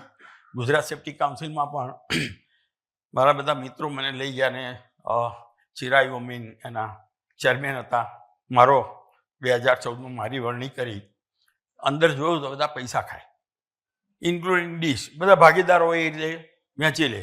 મેં કીધું આ બી ના ચાલે, જો હું કહીશ તો આની અંદર એટલે મેં તરત હાઈકોર્ટ જજની ઇન્ક્વાયરી નીમી અને ફ્રોડનો રિપોર્ટ આવ્યો, નોટિસો આપી અને ડીશ જોડે 10 લાખ રૂપિયા વસૂલ કર્યા. એ હમણાં જ ગઈ સાલ જ આ 10 લાખ રૂપિયા આવ્યા. એટલે અને અર્બન કોઓપરેટિવ બેંકના ચેરમેન તરીકે ચૂંટણી લડ્યો ત્યારે એક ભાઈ મારા સામે આવ્યા. મને કહ્યું ભાઈ ચૂંટણી તમે ના લડશો, તમારું કામ નથી. મેં ભાઈ એવા મને આ કોંગ્રેસવાળા અને BJP વાળા બંને કહે છે કે તમે લડો. હું કોઈ પક્ષનો માણસ નથી અને બંને મને વોટ આપવાના છે. કે હું તમને કહું છું ને કે તમારે તકલીફ પડશે. હું ચૂંટી ગયો અને પછી જે કાગળો લખાય અને આક્ષેપો થાય એ આ દેશની અંદર એક એવી પરિસ્થિતિ છે કે છાપાઓમાં લખેલું લોકો ગીતા સમજીને અને વાંચે છે. બહુ ઓછા લોકોને ખબર છે યલો જર્નાલિઝમ એટલે શું ને પડદા પાછળ વહીવટો કેવી રીતે થાય. પણ એ બધી પરિસ્થિતિમાં જે કંઈ મળ્યું એમાં સૌથી પહેલાં પારસમણી બનાવવાનું કૌશલ્ય પ્રાપ્ત થયું.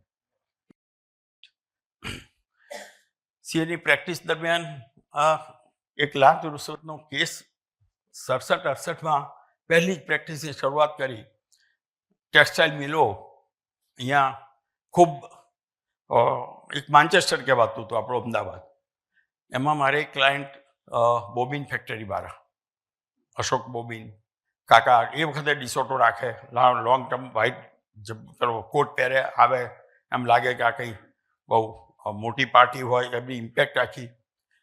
એમના કેસની અંદર એક ઓફિસરે બધું ઇન્વેસ્ટિગેશન કરી કાઢ્યું. પછી એમને કાકાને બોલાવીને કે તું 3000 રૂપિયા આપી દેતા બધું પતી જશે. કાકા મારી પાસે આવ્યા. કાકા જો સુપ્રીમ કોર્ટના જજમેન્ટ છે, એ ગમે કરે કશું થવાનું નથી, આપણે લડવાનું. તમે લડવા તૈયાર છો? મને કે હું લડવા તૈયાર છું.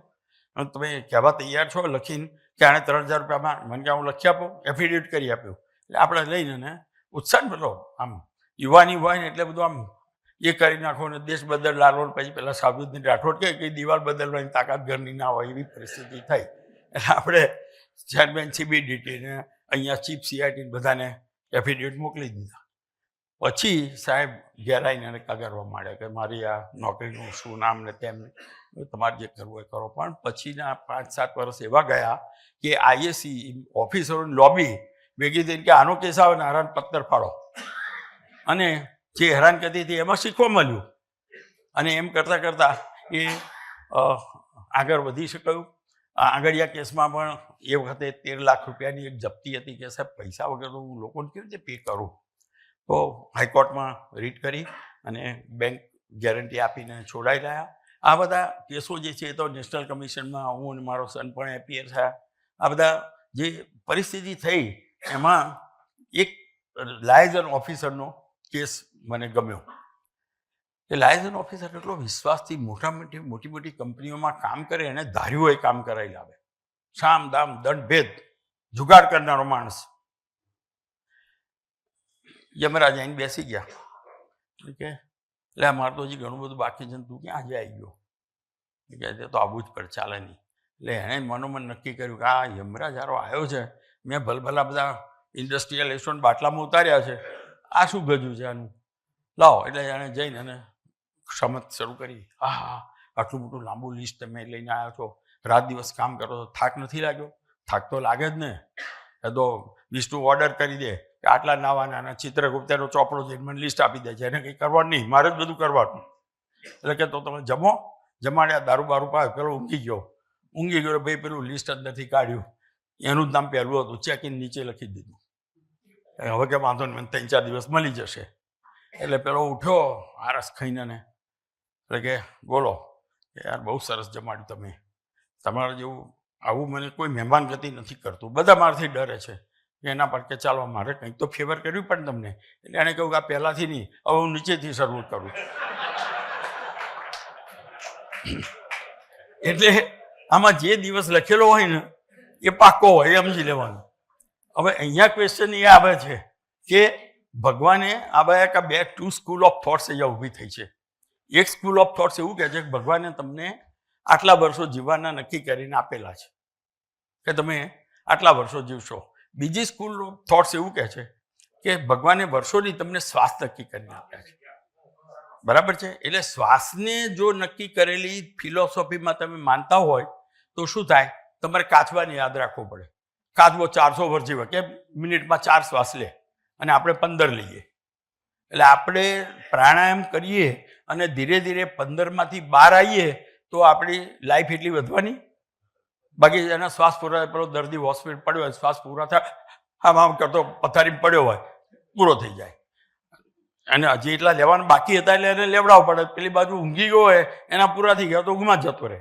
એટલે આપણે હવે ધ્યાન રાખવાનું કે તંદુરસ્ત રીતે રહેવું હોય. હું આ 80 વર્ષ પૂરા થયા, 84માં છું.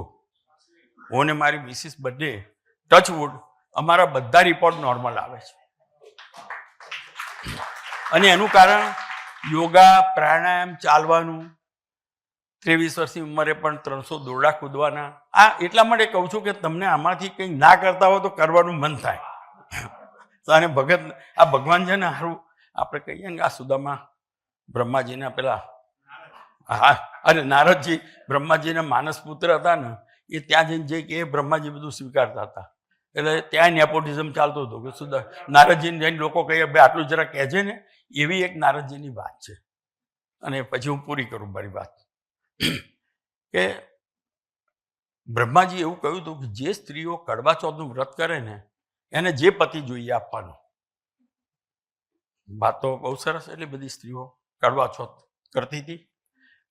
એક દિવસે પેલા ચિત્રગુપ્ત આવ્યા કે મારે હું રાજીનામું આપું છું, મારે કામ નથી કરવું. કે શું છે કે આ ખોટું કેવી રીતે? આ બધી સ્ત્રીઓ છે ને એના જ પતિને માગે છે, મારે એ જ જોઈએ. તો કે બીજા નવા જન્મને વળી પાછી ક્યાં નવી મજૂરી કરવી? તો 25 વર્ષે ઠેકાણું પડ્યું હોય, ખબર પડી હોય કે આને આટલો સુધરેલો છે ને આટલો સુધારવાનો છે. એટલે બ્રહ્માજી કે સારું, એ તો વાત સાચી કે હવે મારે બીજા બધા જોડાકડા નથી બેસતા. એટલે નારદજી કહે આમાં શું છે બ્રહ્માજી, આનો રસ્તો હું 2 મિનિટમાં બતાડું કે આ દરેક પ્રોડક્ટ વેચાય છે ને એમાં લખીએ એસ્ટેરિક હોય છે ને, આપણામાં એસ્ટેરિક મૂકો. કડવા ચોથ કરે એને જે પતિ માગે મળશે, પણ એની સાસુ એની એ જશે.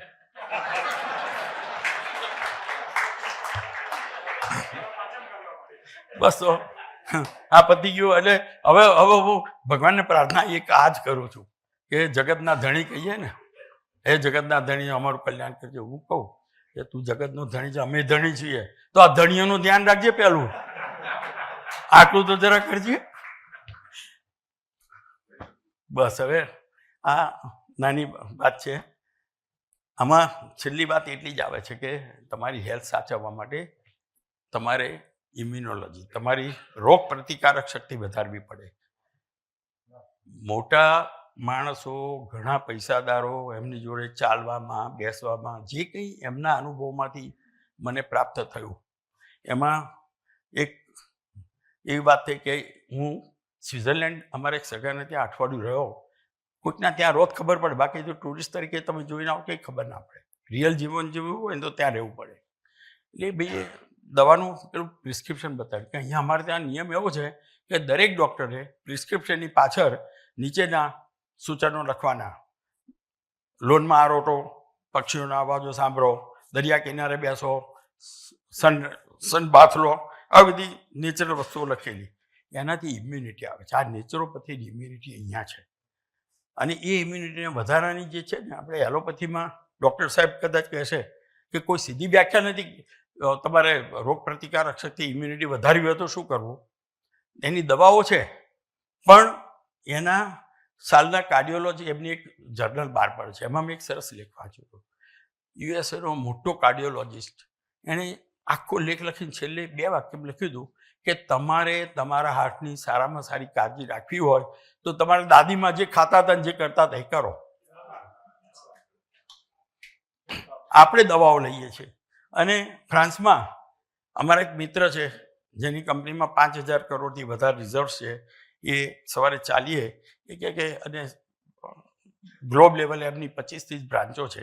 મને કે હું ફ્રાન્સમાં હમણાં એક ડૉક્ટરને બતાવવા ગયો તો બધું જોઈને પછી મને કહે તમારે દવા ખાવાની કેમ ઈચ્છા છે? ને આ તમને બતાવવા આવ્યું, તમે કહો બને ત્યાં સુધી દવાઓ ના ખાશો, તમારી ઓલ્ટરનેટિવ મેડિસિન જે છે એનો ઉપયોગ કરો અને એનાથી તમારી હેલ્થ સારી રહેશે. ફોરેનના ડૉક્ટરો કહે છે જે આપણા ત્યાં ઓલ્ટરનેટિવ મેડિસિન આપણા જીવનનો એક ભાગ છે, અને ડૉક્ટર બદલવા એના કરતાં જીવન પદ્ધતિ બદલવી એ વધારે સારી. અને આના તરફ પરિણામ મેં નક્કી કર્યા છે અનુભવના આધારે કે તમારી ઇમ્યુનિટી વધારવી શું કરવાનું? તમને સમયસર ભૂખ લાગવી જોઈએ અને માપનું ખાઓ. જાપાનવાળા છે ને એ કેવું ખાય, 70% આવે ને 25% બાકી રહે એટલે પતી ગયું. એની પ્લેટમાં 6 આઈટમ આપે પણ ઇડલી આપે, બહુ ખાઈ જ નહીં. એના લાગે 4 પ્લેટમાં ખાધું, પણ ખાધું હોય 25 ચમચી. તો સમયસર ભૂખ લાગવી જોઈએ. સવારે સમયસર 10 આવવો જોઈએ. 10 કેવી રીતે? ગાડીમાંથી ધક્કા મારી પેસેન્જરને ઉતારો એવી રીતે નહીં, ધીરે ધીરે ઉતરી પણ ડબ્બો ખાલી થઈ જવો જોઈએ. અને રાત્રે સરસ ઊંઘ આવવી જોઈએ. આ 3 પરિણામ હોય તો એ ઇમ્યુનિટી એ ચોક્કસ સારી રહે. અને આ હું એક આટલું શીખ્યો કે આપણે આપણી જાત જોડે લડવાનું છે. દુનિયા જોડે લડવામાં આપણું કશું કંઈ ભરવાનું નથી. અને લાસ્ટ,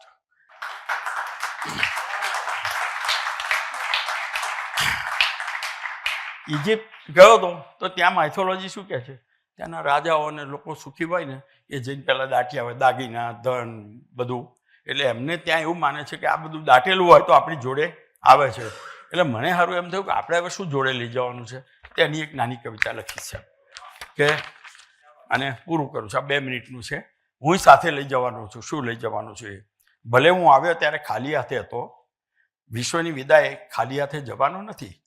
ઇજિપ્તમાં ધન દાટીને કબરમાં પોઢે છે લોકો, છેલ્લા શ્વાસે હું પણ મન ભરીને લઈ જવાનો છું. ખબર છે મને કે જીવનનો એક સાર છે, આપીને જાઓ કે મૂકીને લઈ જવાનું અસાર છે. સંસારની પરોજરમાં જીવન સંગ્રામ ખેલ્યો છે, સાથે લઈ જવાનું સરવૈયું શ્વાસમાં ભરી છુપાવેલ છે. જીવનની આ મહેક મૃત્યુમાં ભરી જશે, સાક્ષર દેહને અગ્નિ સંસ્કાર પણ અપાઈ જશે. આપણી આંખો આંસુથી છલકાઈ જશે તો એ પ્રેમા ટીપાના દરિયાને હું સાથે લઈને જવાનું છું. જાણે અજાણે જો મન દુઃખ થયા હોય, અન્યાયના કોઈ કડવા અનુભવ થયા હોય, છેલ્લા શ્વાસે દર્દ ભર્યા દિલથી માફી માગી માફીઓનો હિમાલય સાથે લઈ જવાનું છું. જીવનભર પીધેલા અપમાનના ઘૂંટડા, ખતરનાક કસબીઓની કરામતો કાતરની, સાચાને જૂઠ્ઠું અને જૂઠાને સાચું કરનારાઓ, દર્દભરી આ ઠોકરો સાથે લઈ જવાનું છું. સ્વાર્થ માટે મારો ઉપયોગ કરનારાઓ, કામ પત્યું વૈદ વેરી જેવા જાની દુશ્મનો, સમજની ગેરસમજ સ્વાર્થી કરનારાઓ, અનુભવનું ડાપણ સાથે લઈ જવાનું છું. મીઠી યાદો અને મીઠી વાતો, ખાધી છે અગણિત લાતો, જીવનથી પજવારવા મમતાનું ઘી હોમ્યું છે, તે ઘીની મગમગથી સોરભ સાથે લઈ જવાનું છું. જાની દુશ્મનો તો કંઈક મળ્યા છે, જીવનમાં હિસાબ કરવાનું ક્યાં રહેવાનું છું. સ્નેહ આપનાર સ્વજનોની મધુર યાદો સાથે લઈને જવાનું છું. તમારી દુઆઓની એક મર્યાદા છે, અગ્નિ સંસ્કાર સુધીની એ લક્ષ્મણ રેખા છે. આ જન્મની યાદોનું પ્રિય નજરાણું પુનર્જન્મનો મારો નિજાનંદ લઈને જવાનો છું. અને છેલ્લું, જીવનના સરવૈયાનું તારણ બન્યું છે મારણ. જીવન હિસાબોમાં મારી એ ભૂલ થઈ હશે, આરએસની ભૂલોની ગણતરીમાં ના પડતા આપની ઉદાર માફીની અમૂલ્ય સોનામોહરો આરએસના નવજીવનમાં સાથે લઈને જવાનું. Thank you.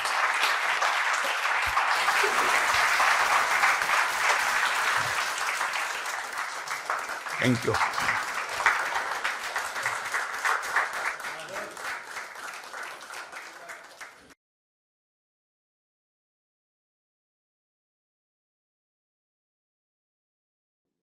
આમ તો એક જ શબ્દ બોલવાનું મન થાય છે, અદ્ભુત, અદ્ભુત. અને એમની આખી વાત સાંભળીને આ વિષયને બરાબર ન્યાય આપ્યો છે એમણે. અને એક મુક્તક વજ્રમાત્રીનું મને યાદ આવે છે, એ કહું છું આપને. થોડું ઘણું લાગુ પડશે પણ બહુ જરૂરી છે, બહુ સારું છે. જીવનનું નાવ તાર્યું છે અમે એવી ઢબે મિત્રો, જીવનનું નાવ તાર્યું છે અમે એવી ઢબે મિત્રો, તરંગોના હૃદય ઉપર અસર પડવા નથી દીધી. હવે નાવ તારવું અને તરંગોના હૃદય ઉપર અસર ન પડે.